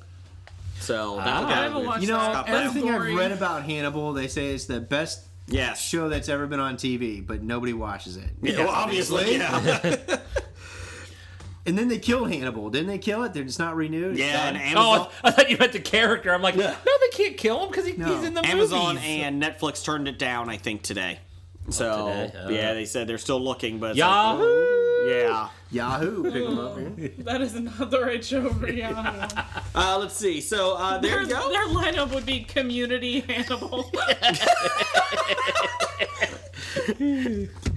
Nobody wants to watch either. Anyways. Fuck you. What? Yeah. I like Community. Thank you. Yeah, Community's great. Yeah. One of the best shows ever written. Yes. Actually, when I do catch Top the reruns, 5 of all time. I didn't watch it initially, but when I catch the reruns, I am entertained. Yes. Top 5 of all time. Not bad idea of the week. Number 540, making John Connor a bad guy in Terminator Genesis. What? What? It's He's in a the bad- trailers. What? Yeah. What? Wasn't he a bad guy in? I don't know. In the previous Terminator movie? I don't know. Terminator Salvation. Sure. Christian Bale. You know, he yelled at people. He was a bad guy. You're a fucking idiot! What are you doing getting in front of my view? No, that's American Psycho. Oh. Well, Amy, thanks for coming on. Welcome. Thank you, Jeff Amy. Morris, Scab Morris 3. You won. So you got a couple more. Man. It's okay. Congratulations to Gotta your catch up. sister and your entire Oh, yeah. family. I'll tell her. Yes. When you talk to her, because obviously. Right after I stop admitting that I didn't go to the hospital because I was here doing this. And you're like, God, I chose poorly. So thank you for coming on, making it a political podcast for a week. Yeah. And Roger says goodbye. Goodbye. Some people just want to watch the One Blood. From Walking Dead to Talking Heads, from comic books to TV sets, there's a history of not so bad. There's the history. It's the history of bad, so bad. The history of bad, it's bad. History of bad ideas. Podcast. You are now leading the world of Musings of a Geek podcast network. Stay geeky, my friends.